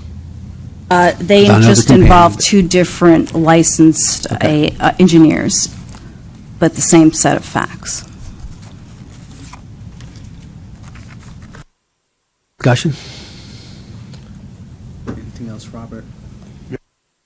No, I mean, and Ricky can probably say the same thing. I mean, looks like some people left this place. They may or may not have taken stuff with them. They obviously may or may not have taken clients with them. The owner got mad, filed a lawsuit. There's a lot of contradictory facts, but right now the case is being determined in a court, being investigated by people in a court, and until that's resolved, I mean, I don't know that we're going to be able to bring any more to the table, any more facts. Now, once that's resolved and things come out one way or the other, then we may have another decision to make. But right now, let the people that do that every day do it, right? And then when we find out different, we'll go on. Okay. I'll make a motion then that we, for this case and the associated case, that we go with legal's recommendation to be placed in litigation monitoring status until the case is resolved or concluded. Second.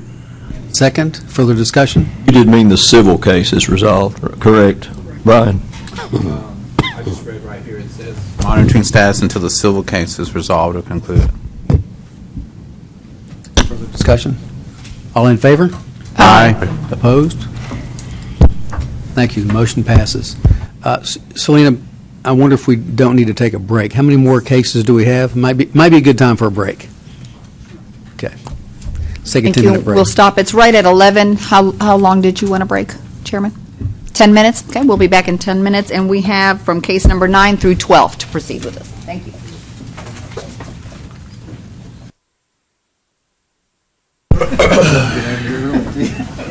That's what I get for thinking about that.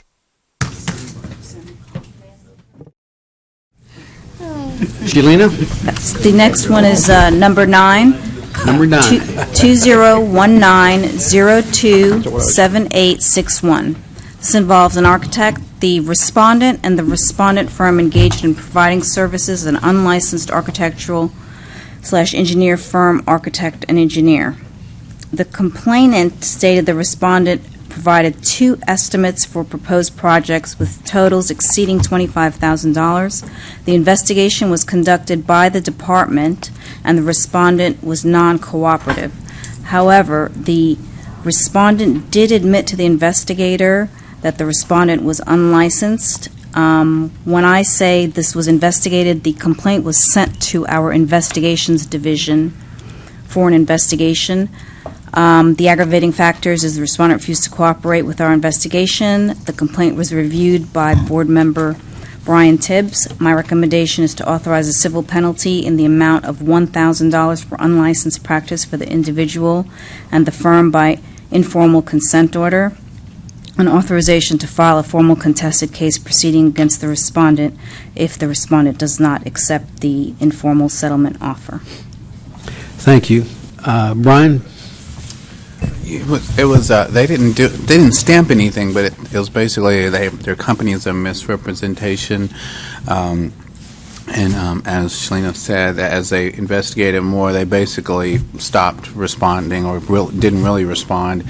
But then they said, well, somebody else overlooked at it who was registered, and I don't think that was ever really substantiated. So it was definitely a case of misrepresenting themselves.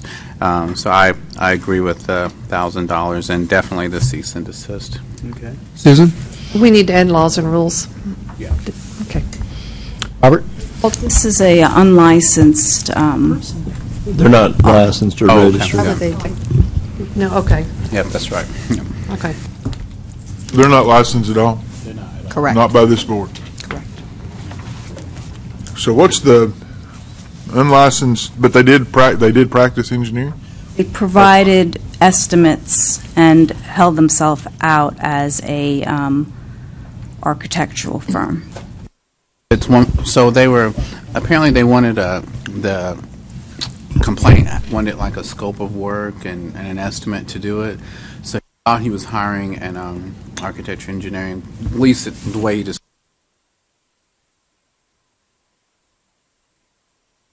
I guess there were some questions about the scope, and then he found out after getting into it.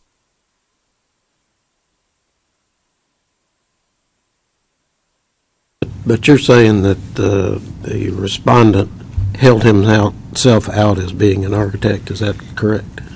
Yeah, I would say they didn't. They didn't discourage the fact. You know, their name says it, architectural and engineering, but so they definitely were misrepresented. I don't think they ever came out and said I'm a registered architect. You know, they didn't lie, but they just misrepresented.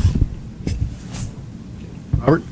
So we've got a situation where we've got somebody that's unlicensed that may have been unlicensed for a period of years, and we don't know any other people that they've done this to, but they've represented themselves to be an architect for quite a bit of time. I mean, how long? No, we don't know. And so they're unlicensed. They're representing themselves to be something that they're not. And they provided, I just think, well, I wonder, again, part of our rule is that it's a deterrent to that. They became uncooperative, they did all this other stuff, and they've been doing this maybe for several years. I don't know that $1,000's enough to deter them. I would think a civil penalty of about $5,000 would work for me, but I probably don't have any basis for doing that. Kathy?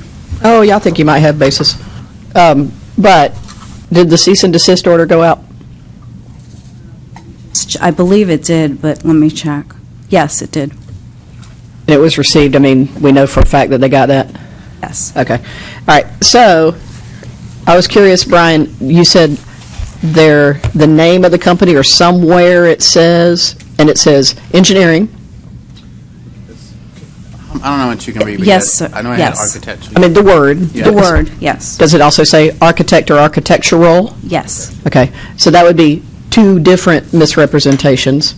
Okay, so unlicensed practice, which includes advertising of or proposing on, do we agree on that? Yes. Practices, so unlicensed practice is normal per violation 750, and I would say definitely aggravating factors because they're not cooperating, up to 1,000, 2 times.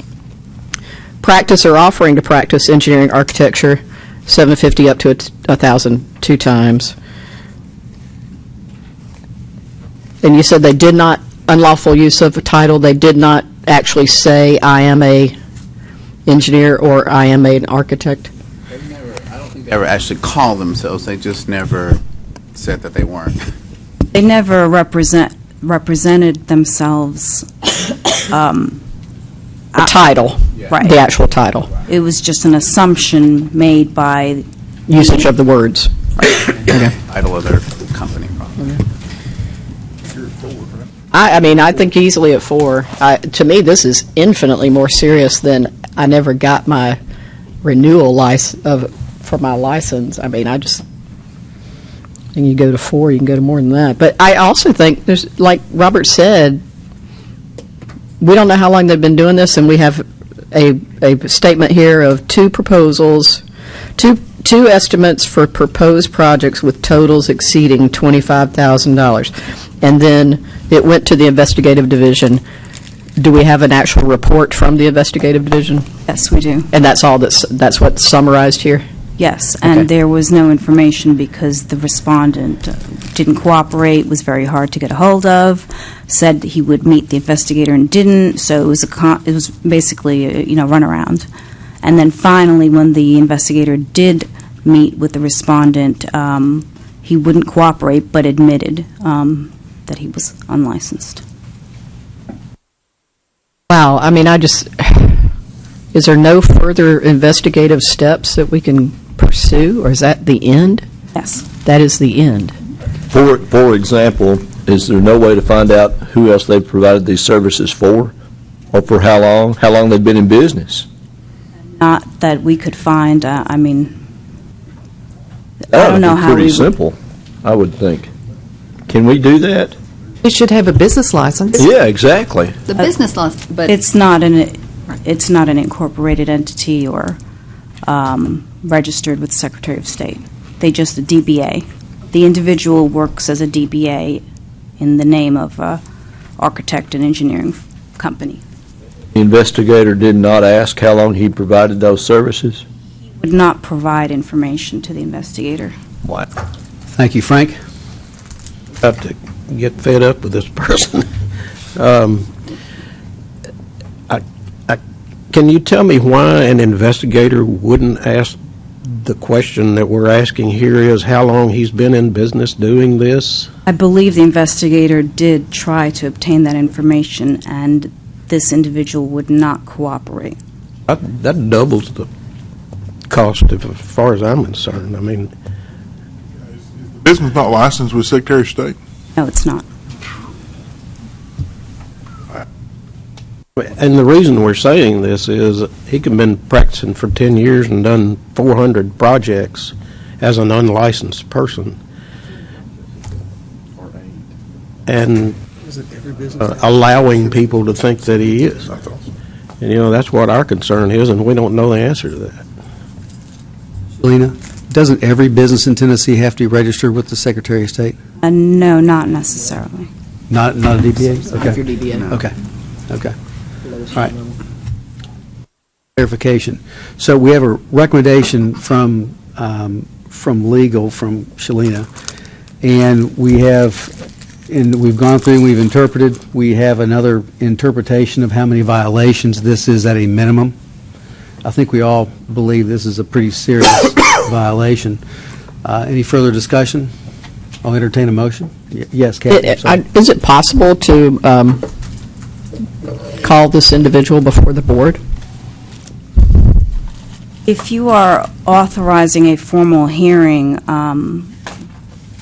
essentially you wouldn't be able to sit at that formal hearing and make a determination there if you did call him prior to. I mean, you certainly could call this individual to appear before you, whether he appeared or not. We've never had a formal hearing since I've been on the board, so I do not know anything about the process. So forgive my ignorance. I guess my question is there any step interim to a formal hearing? Is it an informal hearing? Thank you, Steve. Thank you. Because he's an unlicensed individual, you really don't have any jurisdiction over him. I mean, even at the formal, if he chose not to appear, there would be really not much you could do except have a hearing without him being present, which would be a default, essentially, but we'd still have to go through the entire process of a formal hearing, and then a order would be issued with whatever penalty you determined if he didn't appear. So if we, I'm sorry, before I lose my train of thought, if we fine him, say, $4,000, is that published on the website as that individual? Not until it's accepted, meaning if we sent a consent order with a $4,000 penalty and he accepted and signed that consent order, then it is published, his name and the firm name. Because he signed the consent order. What happens if he just ignores the fine? Nothing. We would bring the formal hearing and... Then you bring the formal hearing? Yes. Okay. What happens if he doesn't appear at the formal hearing? We would proceed... What happens if he doesn't appear at the formal hearing? We would just proceed with the formal hearing, and you would make a determination whether I was able to prove the allegations and issue an order from the board. What happens if he ignores the order? Then it would ultimately be sent to collections for them to collect on the civil penalty, but nothing would really happen. I guess, what department of the state is in charge of collections? What policing agency would ensure that he paid this fine? If it was over a certain amount, the Attorney General does receive those matters, and they proceed to collect them, execute a judgment on it, and after they obtained, an order. What's the minimum threshold for that? I believe it's $10,000. Is that right? Discussion?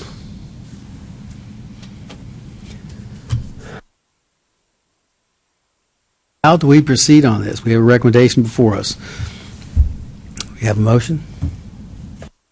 I think I'd like to make a motion that we, I think I'd like to make a motion that we proceed with a formal hearing. A second.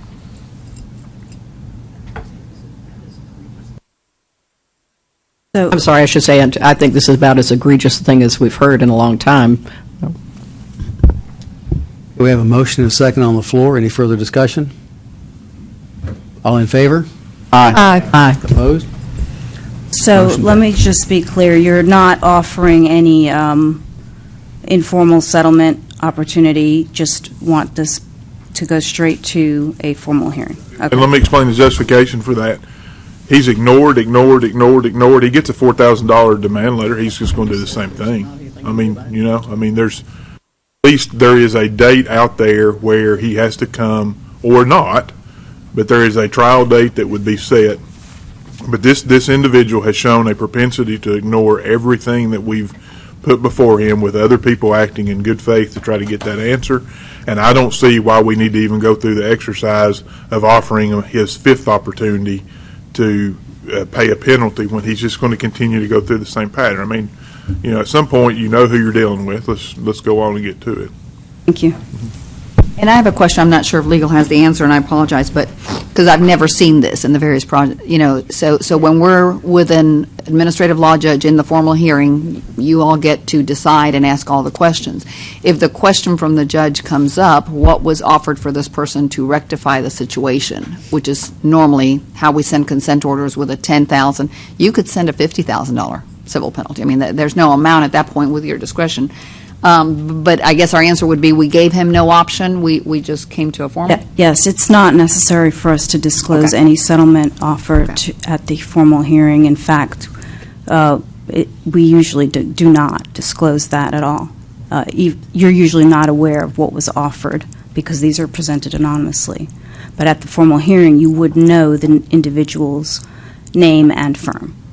So if you might recall the facts are similar or whatever, you might associate it and remember, but we don't typically tell you what the informal settlement offer was.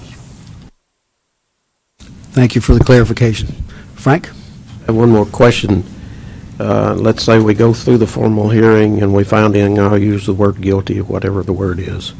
How is a fine decided on? Is that decided by the judge? How is It's decided by the board. By the board. The administrative law judge merely acts as a guide for all of you, but you would be sitting and deciding the case and the penalty and any other action. we would determine the penalty at the formal hearing? Yes, sir. Okay. Comments? Rick? I'm trying to get clear, but if we don't offer something, does that, I mean, how would you think that would impact the formal hearing?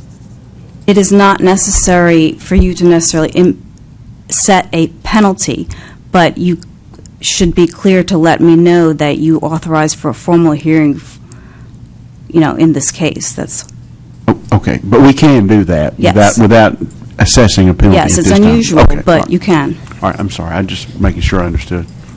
Shalina, given the documentation we have and the proof that this person, the times that we as the state have attempted to communicate with this individual, whatever, all that's documented, so it seems to me like we would be perfectly fine to go into a formal hearing. Yes, the only thing I would qualify that was just saying we don't have a lot of information, and it's very likely that he will not appear. But based on the testimony of the investigator, I believe that that might be sufficient. Thank you. Thank you. Okay, let's.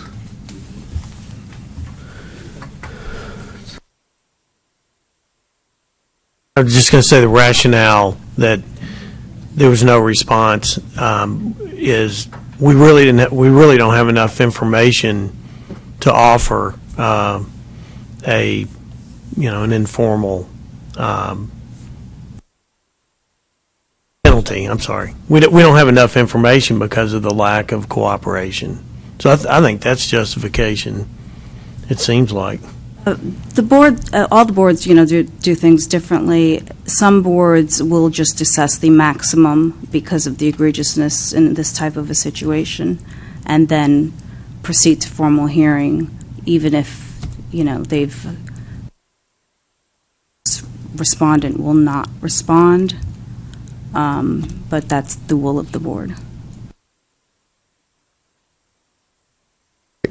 So if we assess a fine today, then at the hearing, we can adjust that fine? Yes. Okay. So it's either zero or whatever we want to make it today, but we can make the final determination at a formal hearing. And we know where this individual is? Yes. Okay. Thank you. So remind me where we are. We have a motion on the floor. And second, and we voted it. So any thought of Who's making the second? I modifications? apologize. Who's the second?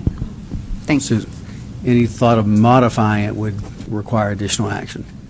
But we're good. We're all good. Let's move to the next. The next matter is number 10-2019046431.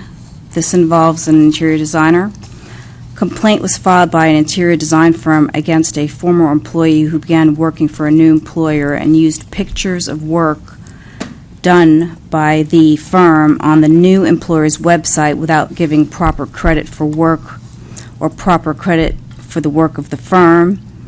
There was also the allegation that the respondent exaggerated responsibilities and used photography without permission.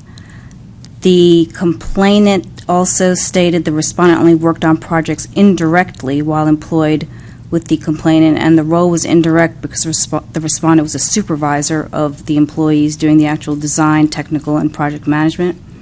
The respondent provided a response and stated all projects and photographs were removed from the current employer's website, and all computer equipment has been returned to the complainant as requested in the cease and desist letter that was sent to the respondent.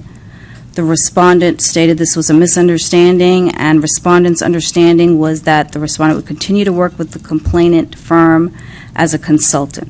The respondent stated there was no stipulations or limitations imposed by the complainant after leaving the firm, and during the period the respondent was consulting for them. The respondent claims the projects listed on the new employer's website were approved by the complainant's communications manager.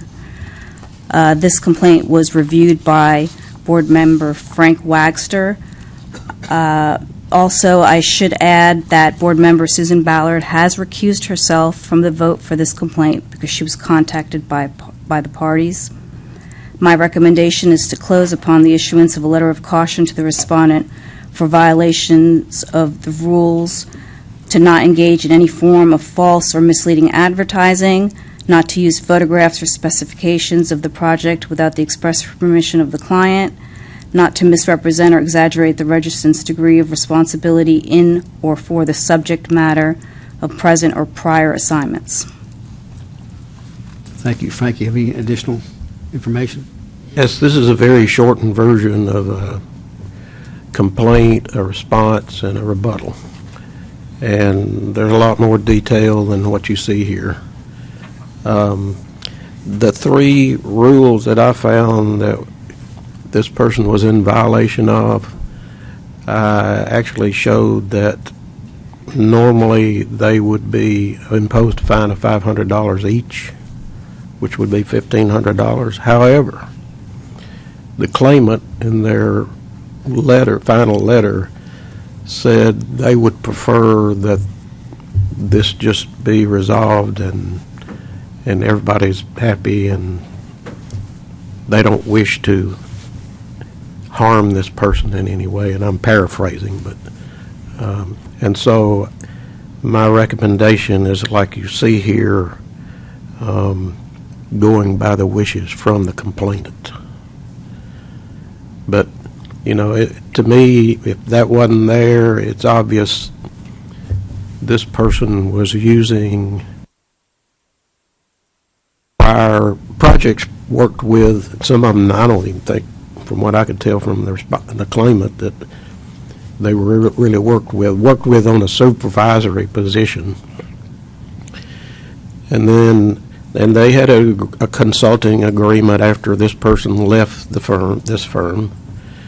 And then later this firm found out that the respondent had joined another firm and had their projects on their website uncredited.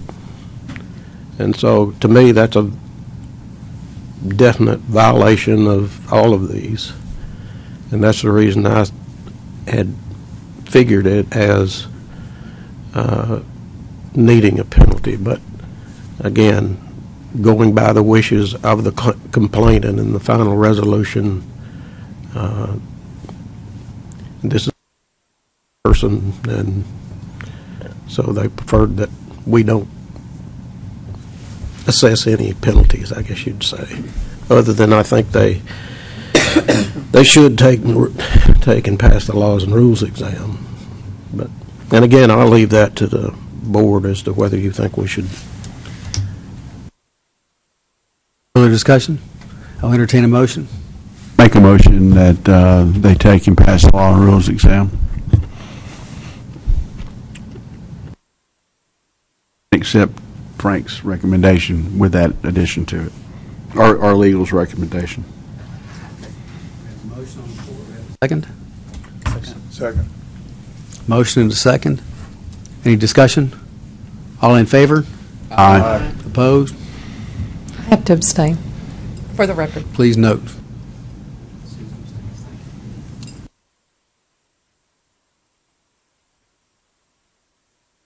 Next one, number 11, 201905-680. This involves an engineering firm. The complaint was filed against the respondent for damage caused to the homeowner's foundation that was not properly disclosed by the respondent structural engineering company to the complainant. The respondent issued a report and stated there was nothing to be concerned about after conducting the inspection, and stated the only thing necessary was to remove a tree in front of the house that was causing the basement wall under the office to bow.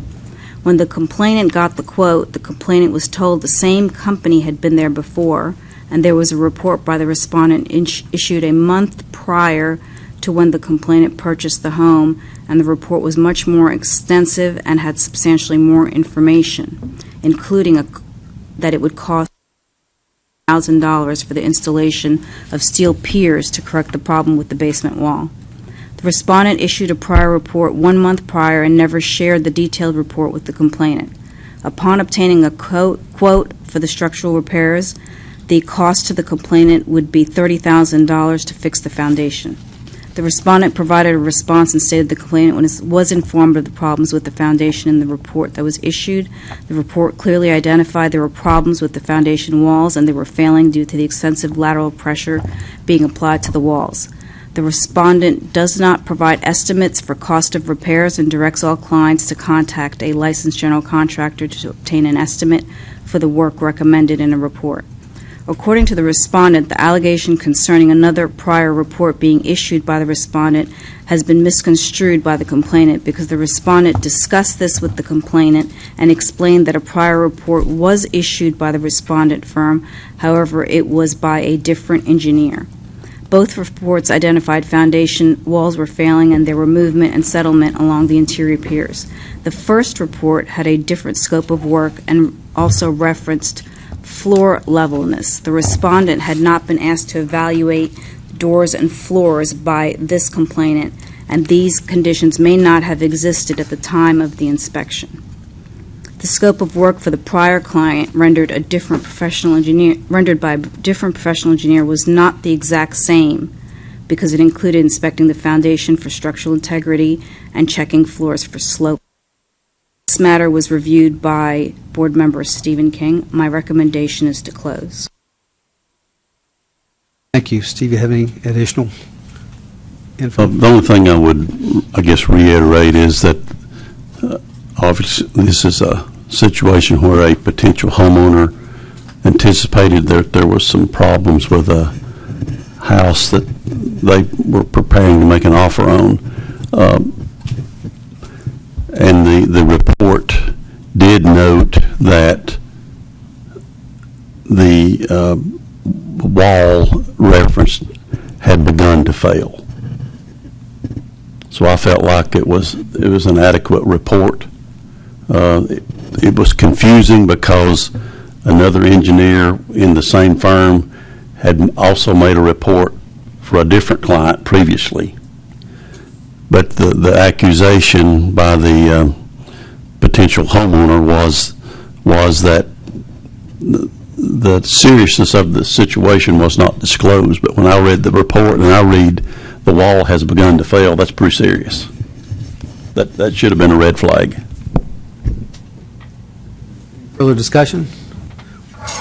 We have Kathy? Yeah, I just, when I read through this, and Steve, I appreciate what you just said because that makes it a lot clearer to me. But I was concerned about the fact that the engineering firm tried to hide behind this, well, I couldn't give you that report because it was done by a different person in the firm for a different client. And we have, I know many instances in which that conflict of interest potential has arisen. And I think we should consider sending a letter to the engineering firm for which these two different engineers work for, letting them know that the contract is with the firm, not with the professional engineer, and that they have they can have an implied duty to provide the knowledge that they have on a project across to the other party, excuse me. I just think that leaves us wide open for down the road. I feel badly that they would hide behind such a thing.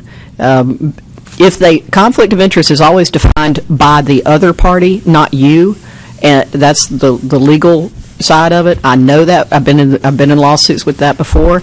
And I just think that they should not be allowed to say, well, that guy across the hall did that report, so we don't have to acknowledge it. And I think the engineering firm should be at least just some letter of warning not to hide behind that. They can always recuse themselves, but they shouldn't. They shouldn't I be. certainly wouldn't disagree with that, but I would point out that I guess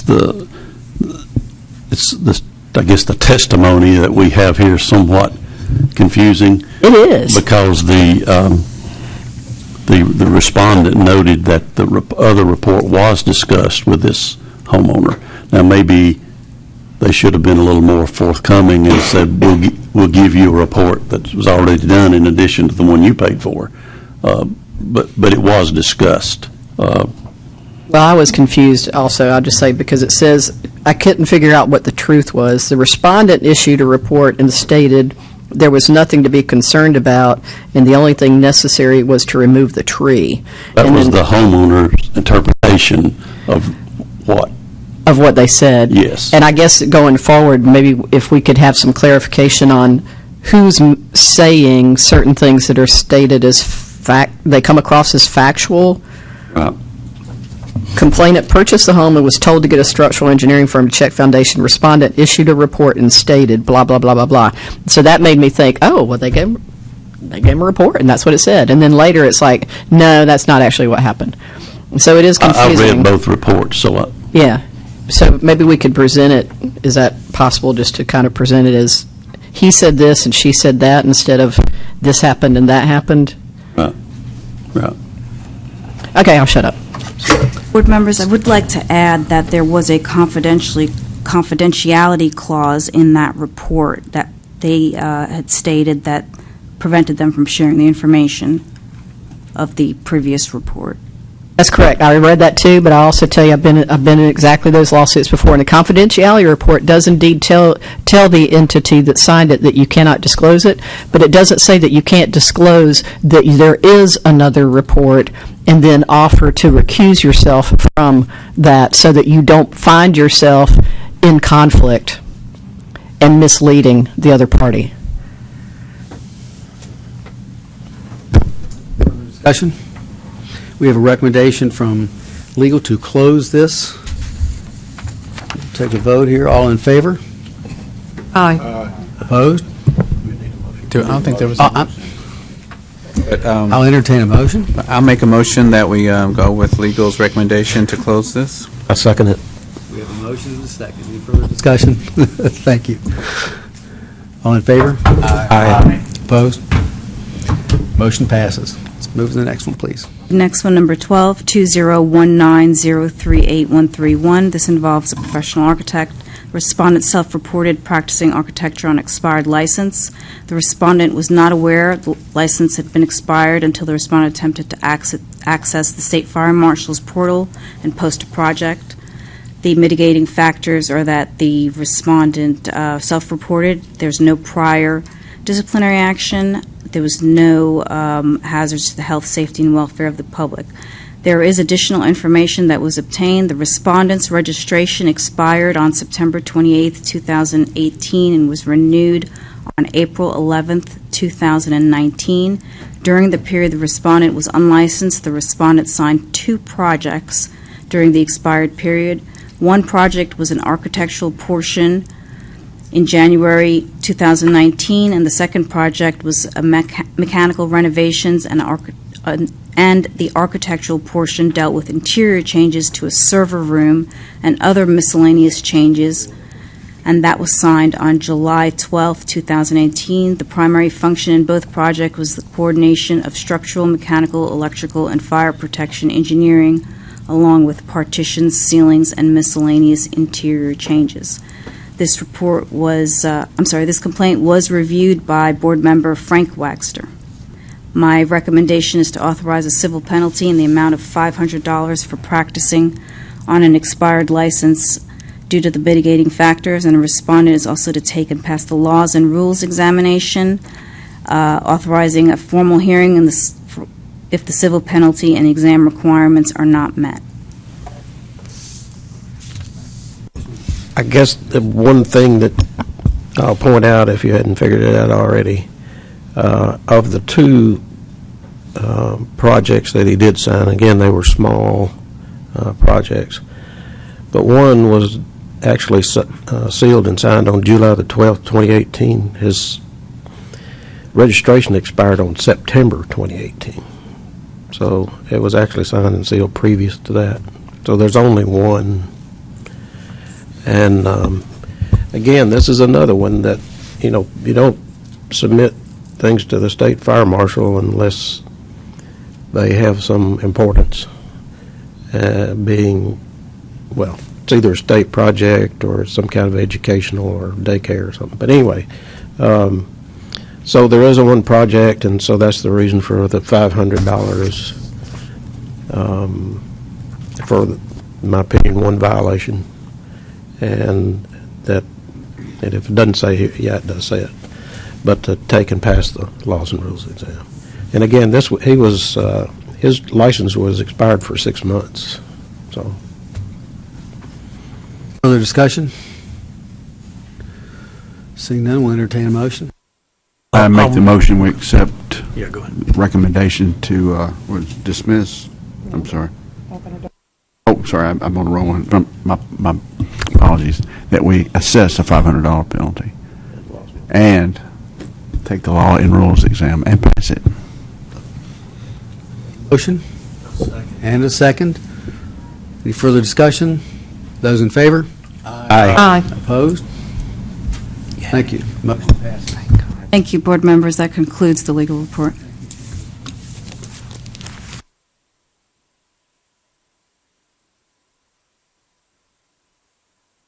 Director's report.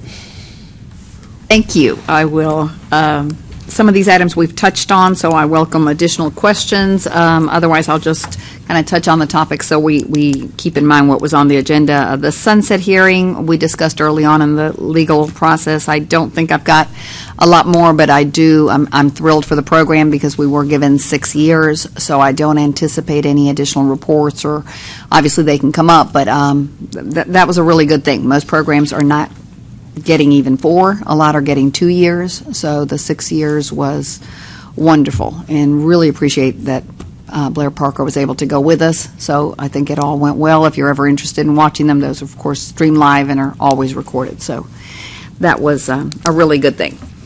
On your iPads, we are now on page 44. The first item is within the complaint data. I mentioned at the last meeting that staff had not had an opportunity, was not current on entering these administrative complaints. The board has given us permission to open and close them at the same time. They're those renewal pieces that, we open and take care of. So at the August meeting, we did not have anything that had been done in the month of pretty much all of April, May, June, and July, and that has been dealt with. That is why you're seeing a big number done in August and then in September. So I just need a motion to, again, because we close these as we go, on the record to have closed all of these. I've got a question. Yes. Yeah, who was the lucky person who got the letter of caution dated April Fool's Day? The good thing is we don't add a name to these because they're those Yeah. administrative pieces, but you are right, just one. But I move to approve. Thank you. A second. Motion to approve in a second. Further discussion? Yeah, quick question. So these letters of caution, just remind me. Yes. Are for? there are folks that renew, and then in the renewal, they're testing, obviously, they've done it, they've forgotten to send the proper information, they're running late, they haven't worked at all on a license but renew late and then let us know, here's my CE, they're those administrative pieces.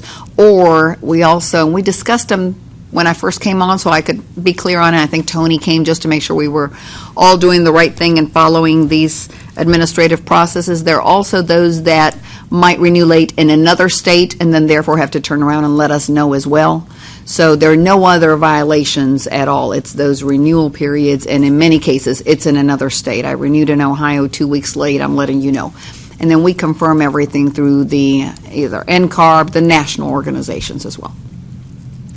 So these are not, these are just, I didn't get my CE done in time. Right. Right. Or one of my other licenses had this issue, and in those cases, we just open one, because obviously if you have a license in like 22 states, as Rick has mentioned sometimes, it's going to have a domino effect, and every state's going to open it. We make sure that the one infraction causes a letter warning, and then we don't repeat it on the other states. Further discussion? We haven't voted on this, have we? No, I do need a motion. I apologize. I think we have a motion and a second. We have a motion and a second on the floor. Further discussion? All in favor? Aye. Opposed? Thank you. The next report is just a quick recap of our open cases. 12 of those, of course, you heard today. So these are a total of 20 that are in the pipelines. And the report for the next meeting, what we'll do, and I'll go through them with Jennifer, is we'll do the closure report again and upload that to the website. We have all of 2017 on the website, 2018, and we can go ahead and do all of 20, and I think we even have 2019 through a certain part. But we'll go ahead and put the closures. Once the case is closed, of course, we can say who the name of the firm is or the individual.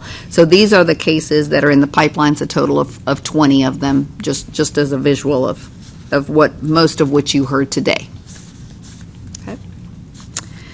That is our complaint data.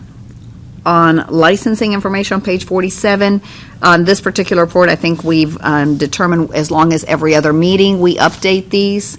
You have all of your individual licensees totaling 21,221, which is just slightly lower from about this time of year, 2018.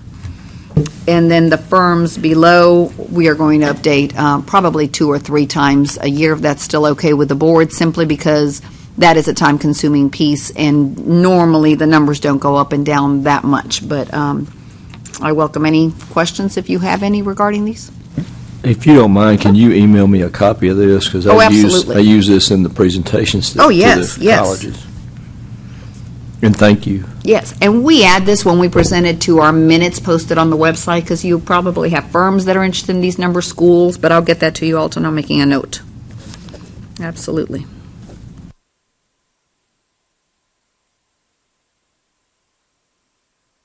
Next, after that, if we have no questions, is our financial piece. We did close fiscal 2019 for the Financial Committee. Once they update, they did have a chance to review this. We had no questions from them, but if anyone does, I welcome them.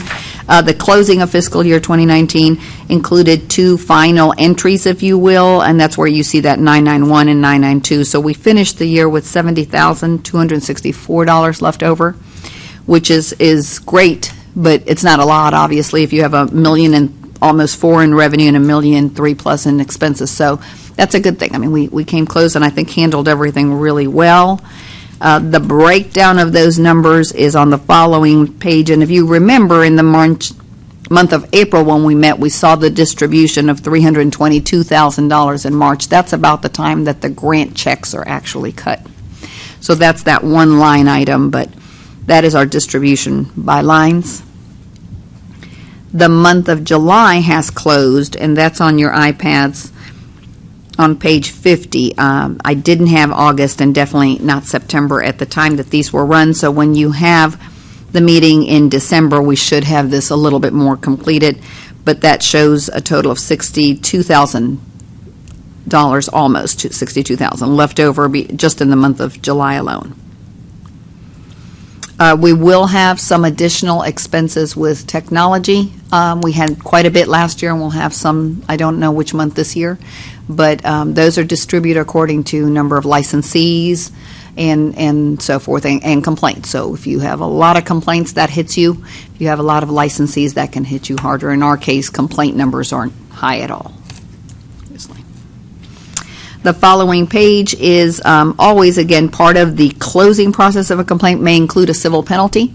So in the last couple of months, this would have been the only one in July.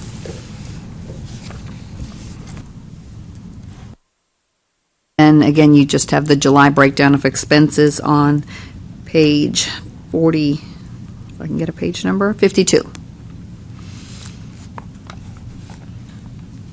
Financial, I'm sorry. Yes, you're good. And this goes back earlier too, and I don't mean to keep going over this. Of our revenue, what's our percentage derived by these fines and things that we do? That's a great question. If you go back, let's look at the fiscal year one, and that is on page 48. Revenues at the top, your expenses below. So on your revenue, you have your licensing revenue, which we took in $1,488,995 from revenue. Of that, we have our next line, which is case revenue. That is your complaints. So that $8,750, and again, not to beat the dead horse over a $10,500 penalty, but in a year, we took in $8,750. That's your total civil penalties imposed through complaints. I'm saying, I mean, it's like half a point. Yeah, I mean, it's like a point it's very something little. of a percent or something. Right. So I mean, it's not like and I mean, I think that we need to make sure that's clear. We're not using fines to generate revenue. Correct. Well, that's the caution. If we start then I charging understand. for one case $10,000, Yeah, but one case or two cases, could. if we have 10 cases, it's still not going to make it to a point where it really materially impacts it as a percentage of our revenue. It's just not. So, right. I mean, I don't think we need to be scared of that at any, especially now. I just, okay. Yes. Okay. Yes. Thanks So, for pointing that out. I got confused on where that was at. Thank you. Absolutely. And that 102 below it, the fees for all those, the licenses that go out, we get charged an amount. And so that really is a reduction of revenue because you charge for the new license and the renewal. This $102,000 is a reduction of revenue because of that. It's the fee for the actual license. But that was a great question. On page 53, moving on, this is the 2020 proposed dates. These are the 2020 proposed dates, and I believe I emailed everyone, but if you need this again, definitely let me know. I can email it again. I want to make sure that on our calendars we've got these. In August, you always have NCWS, and I tend to remember that one more, so we do want to make sure. I think they tend to be, Robert, correct me if I'm wrong, but they're more in the middle of August. Yeah, so I don't think we've ever clashed. So these dates are selected based on all prior history, and Jennifer has these dates as well. We've got our 3-day board meeting and some plans to look into staying at a university or possibly state park, so we'll keep that in mind with these dates. I do need a motion for these if the board approves. Obviously, if something comes up like we did last year, we ran into a travel situation where all 3 architect members wouldn't have been able to be here, and we had to change June. And we can do that. But if the board approves this, these will be posted to the website. The room meetings have already been blocked. So we're blocking 1B as usual for our committee meetings and the big one for the full day. Recommendation for our dates for 2020. I'll entertain a motion. Second. And we have a motion and a second. Any further discussion? All in favor? Aye. Opposed? I have a question. I don't want to burden y'all with busy work. Is there any way you could send calendar invites for these to the board members? You have to be on Outlook. Are you on our Outlook? We'll look into it. I don't know that we can, but if we can, I definitely will. You have in the past. Okay. How much, and I think Ricky's going to tell us an NCWS date here in a minute. Is that what you were looking at? No. I thought you were looking that up. Sorry. Oh. How much advance, so we'll have, I mean, I know we'll have Southern Zone meeting in April-ish or so. How much advance warning do we need to have do we do that in the December meeting? So I about have- travel to those events. Right. So I do have, if we have those dates already and we want to talk about them now, I know that in the past, in the October 3-day meeting, we've talked about them. If we don't have those dates, then I would suggest we put it to December. That should be plenty of time, especially if they're not set in stone yet. The justification of expenses, obviously, we need a motion to say if it's any additional board members that aren't covered by the organizations, the executive director, legal counsel, those type of things, so we can get it moving. We need every bit of 6 weeks to get those justifications moving and approved, I would say. So we have approved our dates for next year. I think we have a motion and a second, and I marked all. Did everyone vote, or did I jump? Okay, so we're good. So the next item would be the deadlines for the exams, and this too, if you need it, I'm happy to send out. This is for the engineering exams in April and in October, just so our board members that are approving heavy volume of applications as well kind of keep those in mind for 2020.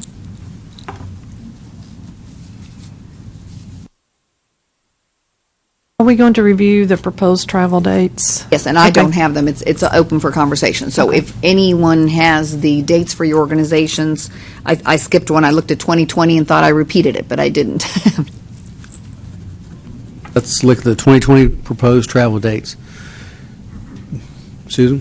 I won't know the one for next year for the CIDQ meeting until November, so. We have a meeting in March and June, which Frank and I neither one have that, or Brian, you may have it. The actual dates, no, well, we'll provide those. Perfect. And I have a date in September and November as well, so. We'll come back in December with definite dates and review it at that time. Anything else on the director's report?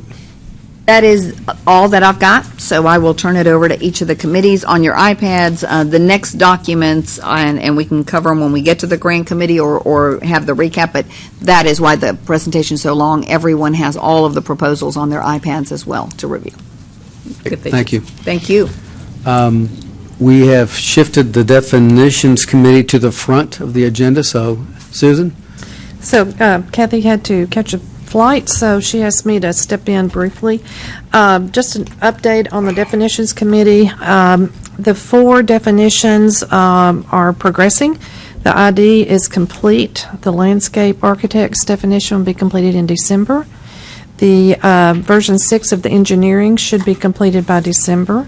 And then the architects will have theirs completed hopefully in June of 2020, once the National Committee has formulated the definition.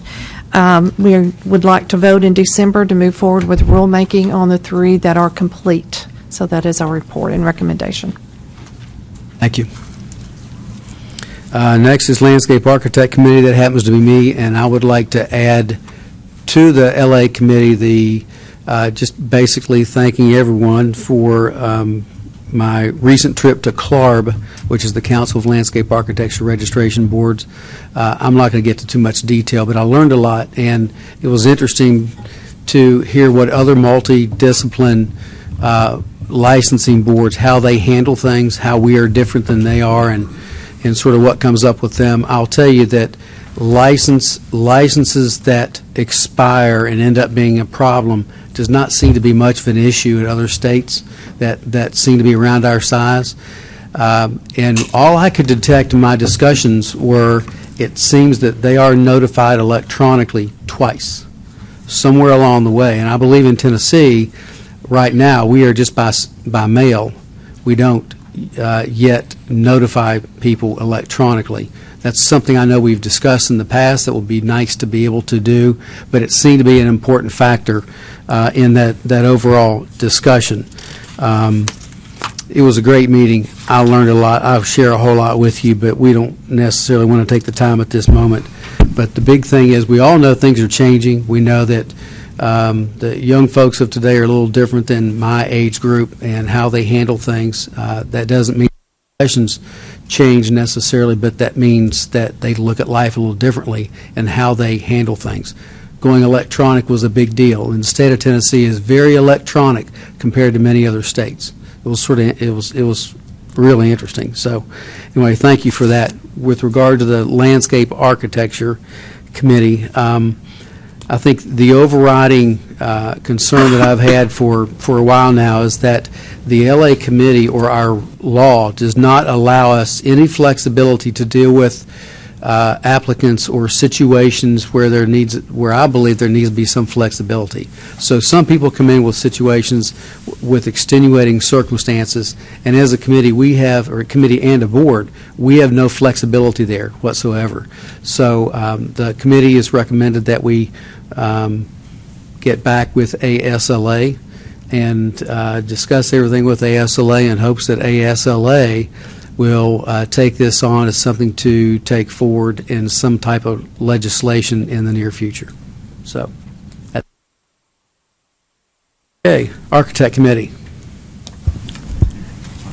Yes, the Architect Committee met. We had one, I guess, question as far as a person wanting to take the exam and they were graduate of a non-accredited school and so forth, and basically, and they were asking us if they could take the exam and then in the later, after they get their experience, be approved. And we were like, I don't think so. But what we did was recommend that this person contact the NCARB and work through them to get the proper experience and so forth, as NCARB will allow you to do. And then once they have that information and understand what they have to do, then that's their decision. But we're not going to say, yeah, you take the exam, you pass it, and then 3 years or whatever time it is, we're going to be able to allow you to be registered in Tennessee.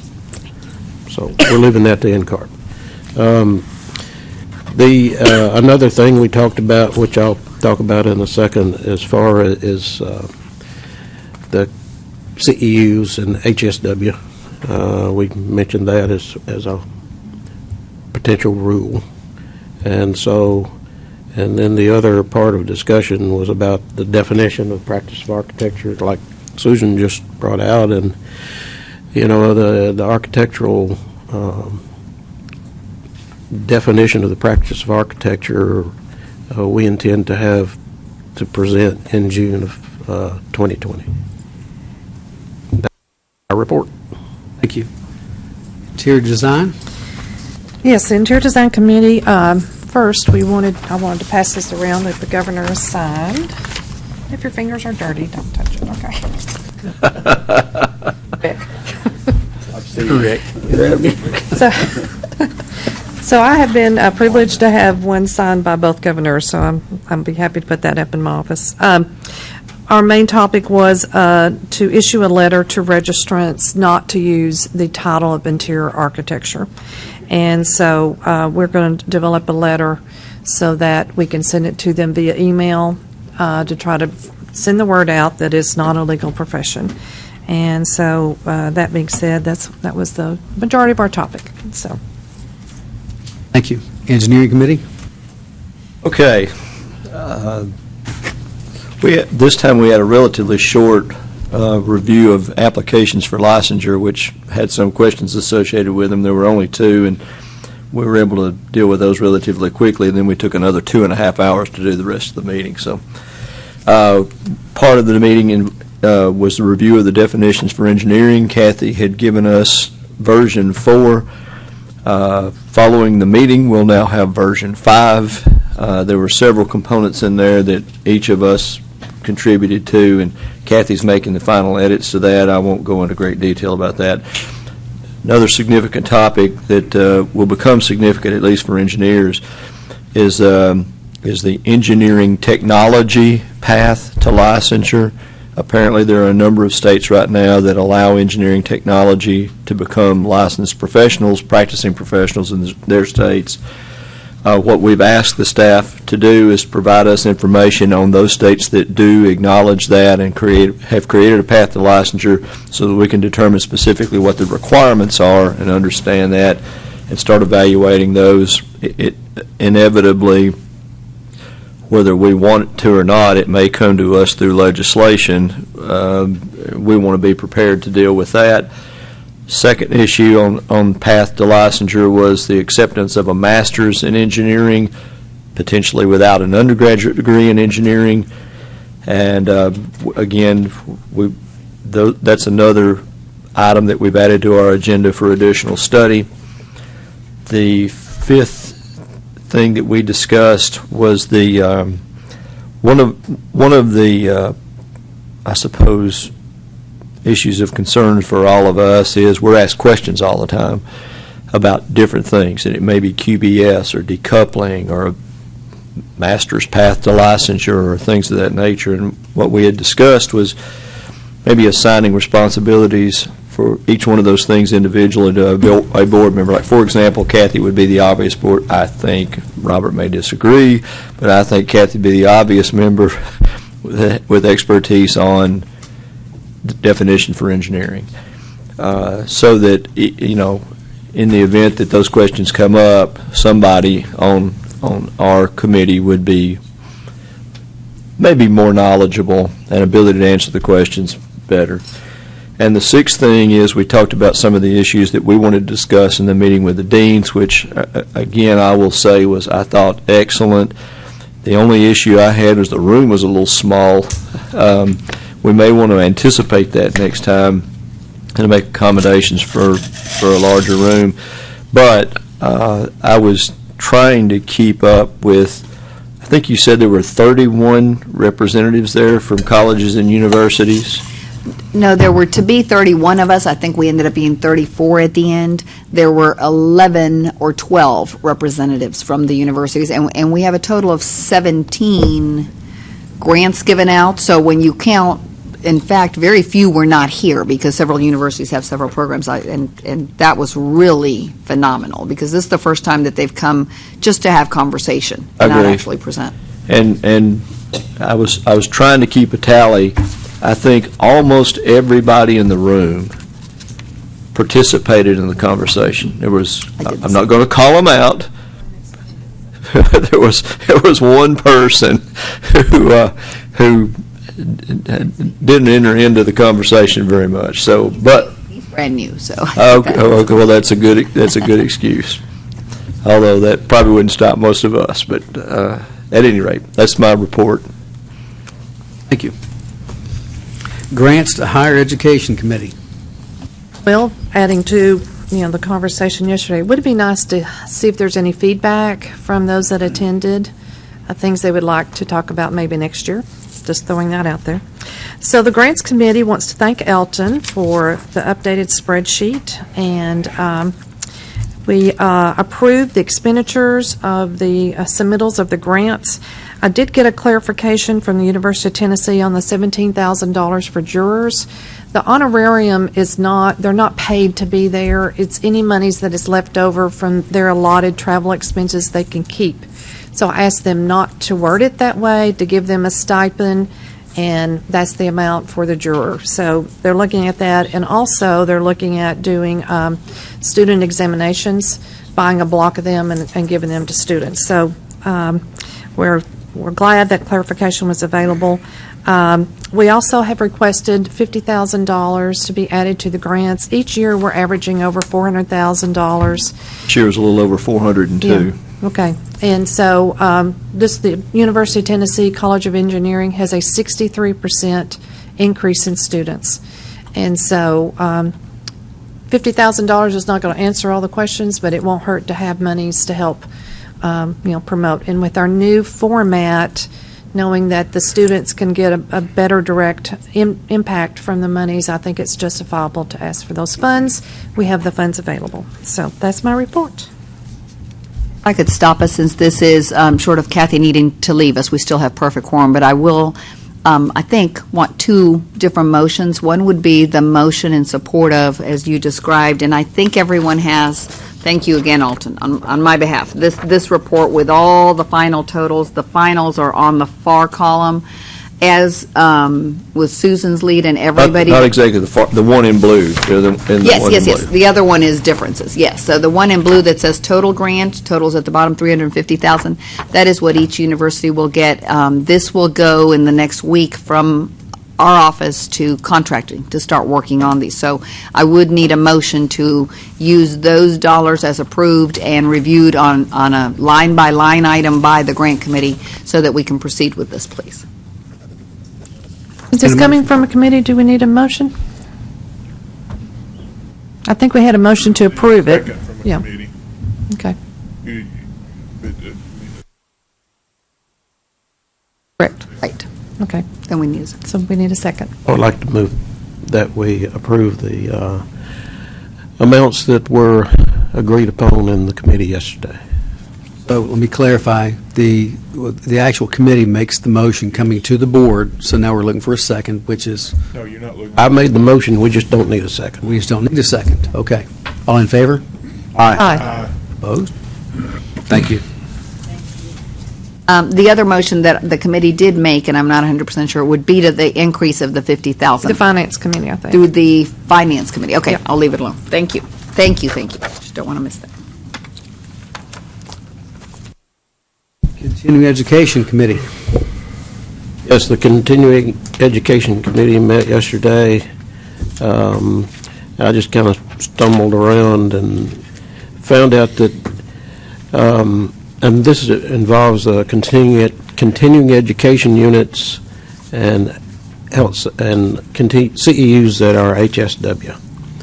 And we have previously put together, or our legal staff has put together rules, suggested rules that, and I'm going to paraphrase, that the architects will be required to have 100% HSW for their CEUs, which is 24 every 2 years. This becomes fully in effect. You're allowed carryover for the first year or so, but after 2021, you're allowed no more carryovers. There's similar carryover verbiage for engineers, interior, and landscape. However, they are remaining, as best I can tell, 24 CEUs, 13 of those being HSW. And again, they have the same 2021 as far as carryovers go. And interior does not. Interiors do not. We carry over. Are-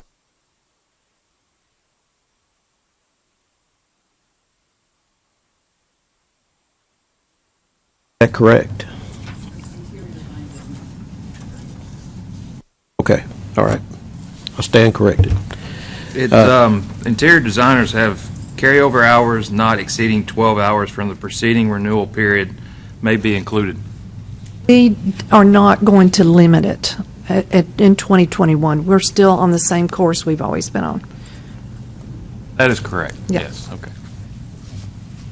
And I have a copy here, so before anyone leaves that has not seen the rule in the pipeline that Frank is referring to, I'm happy for you to take it, because it's been in the pipeline for a while. So we discussed it during the continuing education and possibly during the Laws and Review Committee as well. But if you've not had it, I'm happy for you to take it with you, because it's already in the pipeline and no changes have been made to it. So I'm going to have it here as you leave, okay?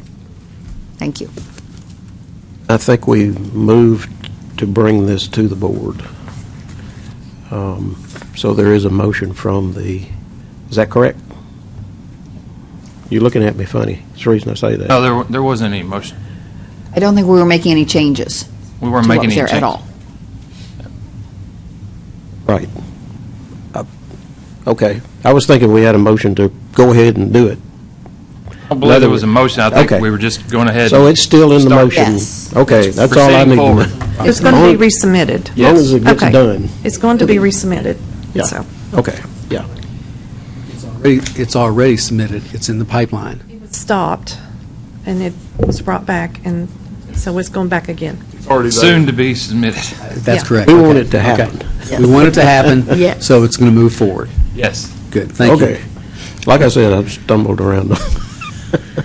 But anyway, that was pretty much the extent of our discussion in the Continuing Education Committee meeting.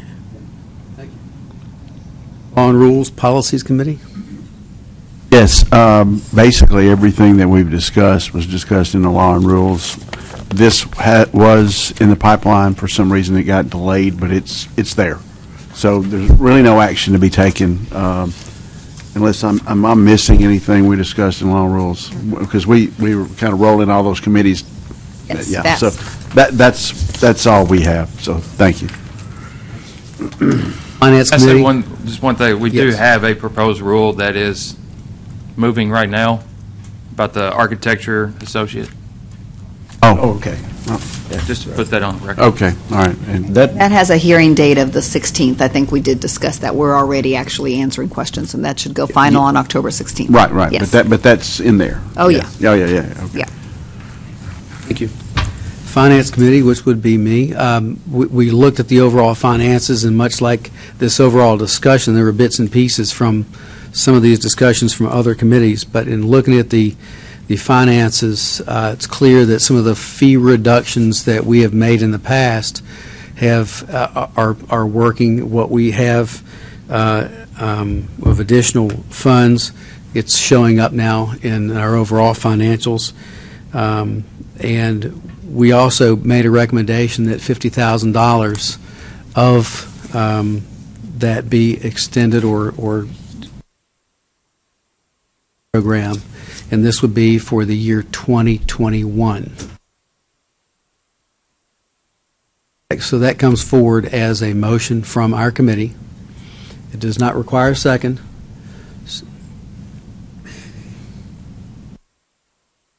All in favor? Aye. Opposed? Thank you. That's it for the Finance Committee.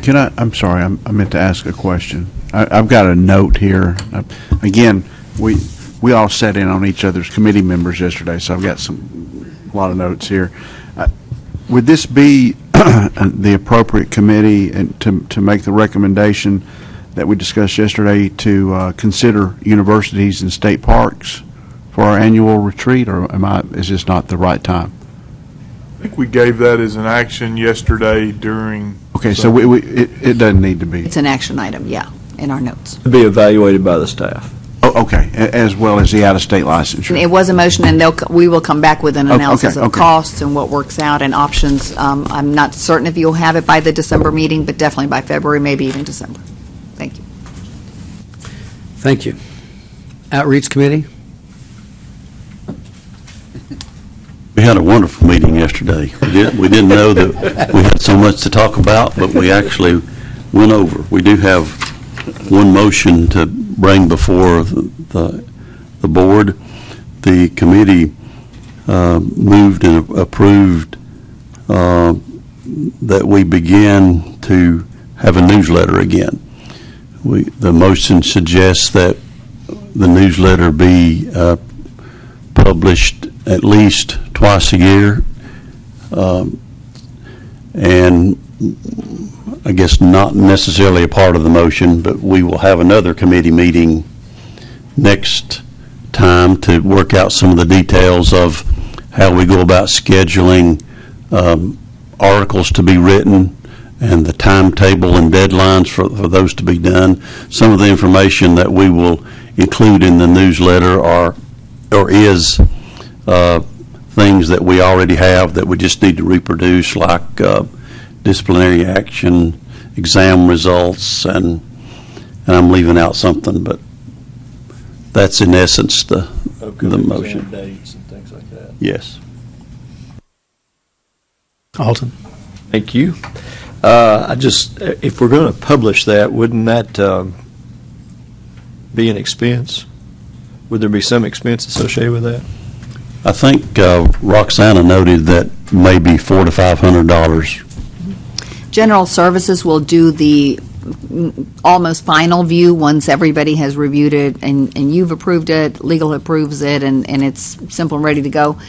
General Services has always done that final production, added the color, columns, and so forth. And if I remember the last one we had, it was right at or under $500. Total per each publication. Right, so if we do 2 a year, it'd be 1,000 maybe, and I don't have the exact, the last time we did it was right at about maybe December or January 2019, it was shortly after I started. I know you all had a version in the pipelines, it was in excess of 20 pages, it might have been 20, 22. They did a lot of relining up, extra columns kind of thing, and ended up maybe with a 6-page newsletter. It was still pretty intense. If that's the case, I wonder if we should amend the budget to add that as a line item. It doesn't need to be. That's not a significant enough line item that we would need to justify an expense. Okay. Different from the grants. The grants have their line item all to themselves and do have to go through a couple of areas that'll approve it to be added. So I think this one would be okay.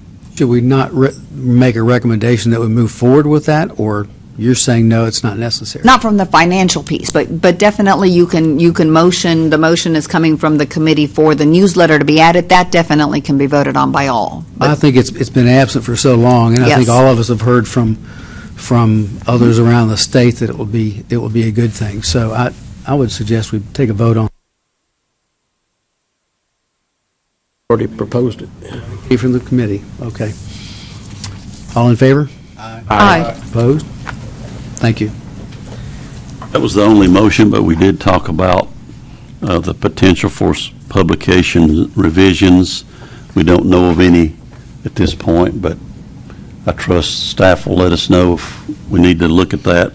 We discussed outreach activities and the potential for board members to be asked to speak at different universities or colleges or other venues that come through the board office. And we talked about the successful meeting we had with the deans and program directors. And that was the extent of our meeting. Thank you. Thank you. Okay, and we've already had our definitions committee. Any other discussion overall about committee reports? All right, any general discussion? Future plans? Christmas coming up. We got any Christmas plans? Alton, you going to plan the Christmas party? I've already started that process. Thank you. I'll just let everybody know how much you owe me. Okay. Susan, do you have Thank future you. plans? Do I have I guess there's an announcement that I'm getting married November 16th.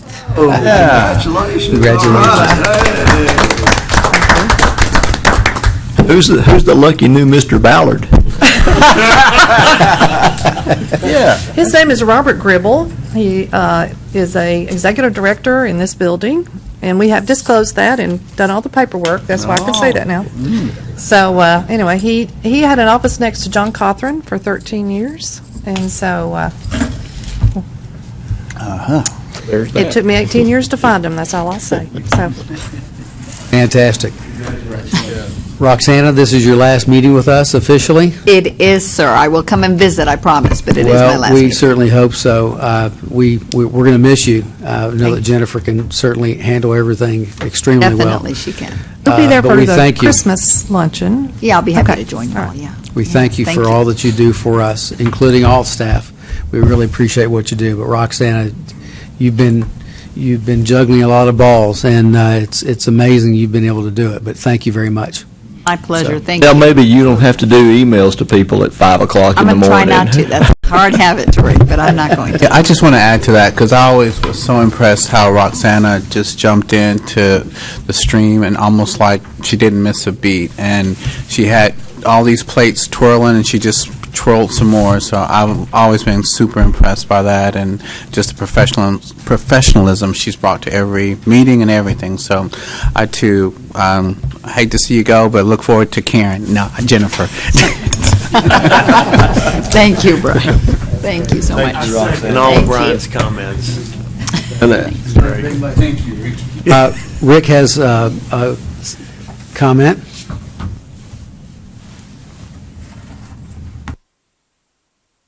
check in and make sure it's formal. But Frances is retiring this year, and December will be her last meeting. So just for everybody, be prepared for maybe a roast or something like that.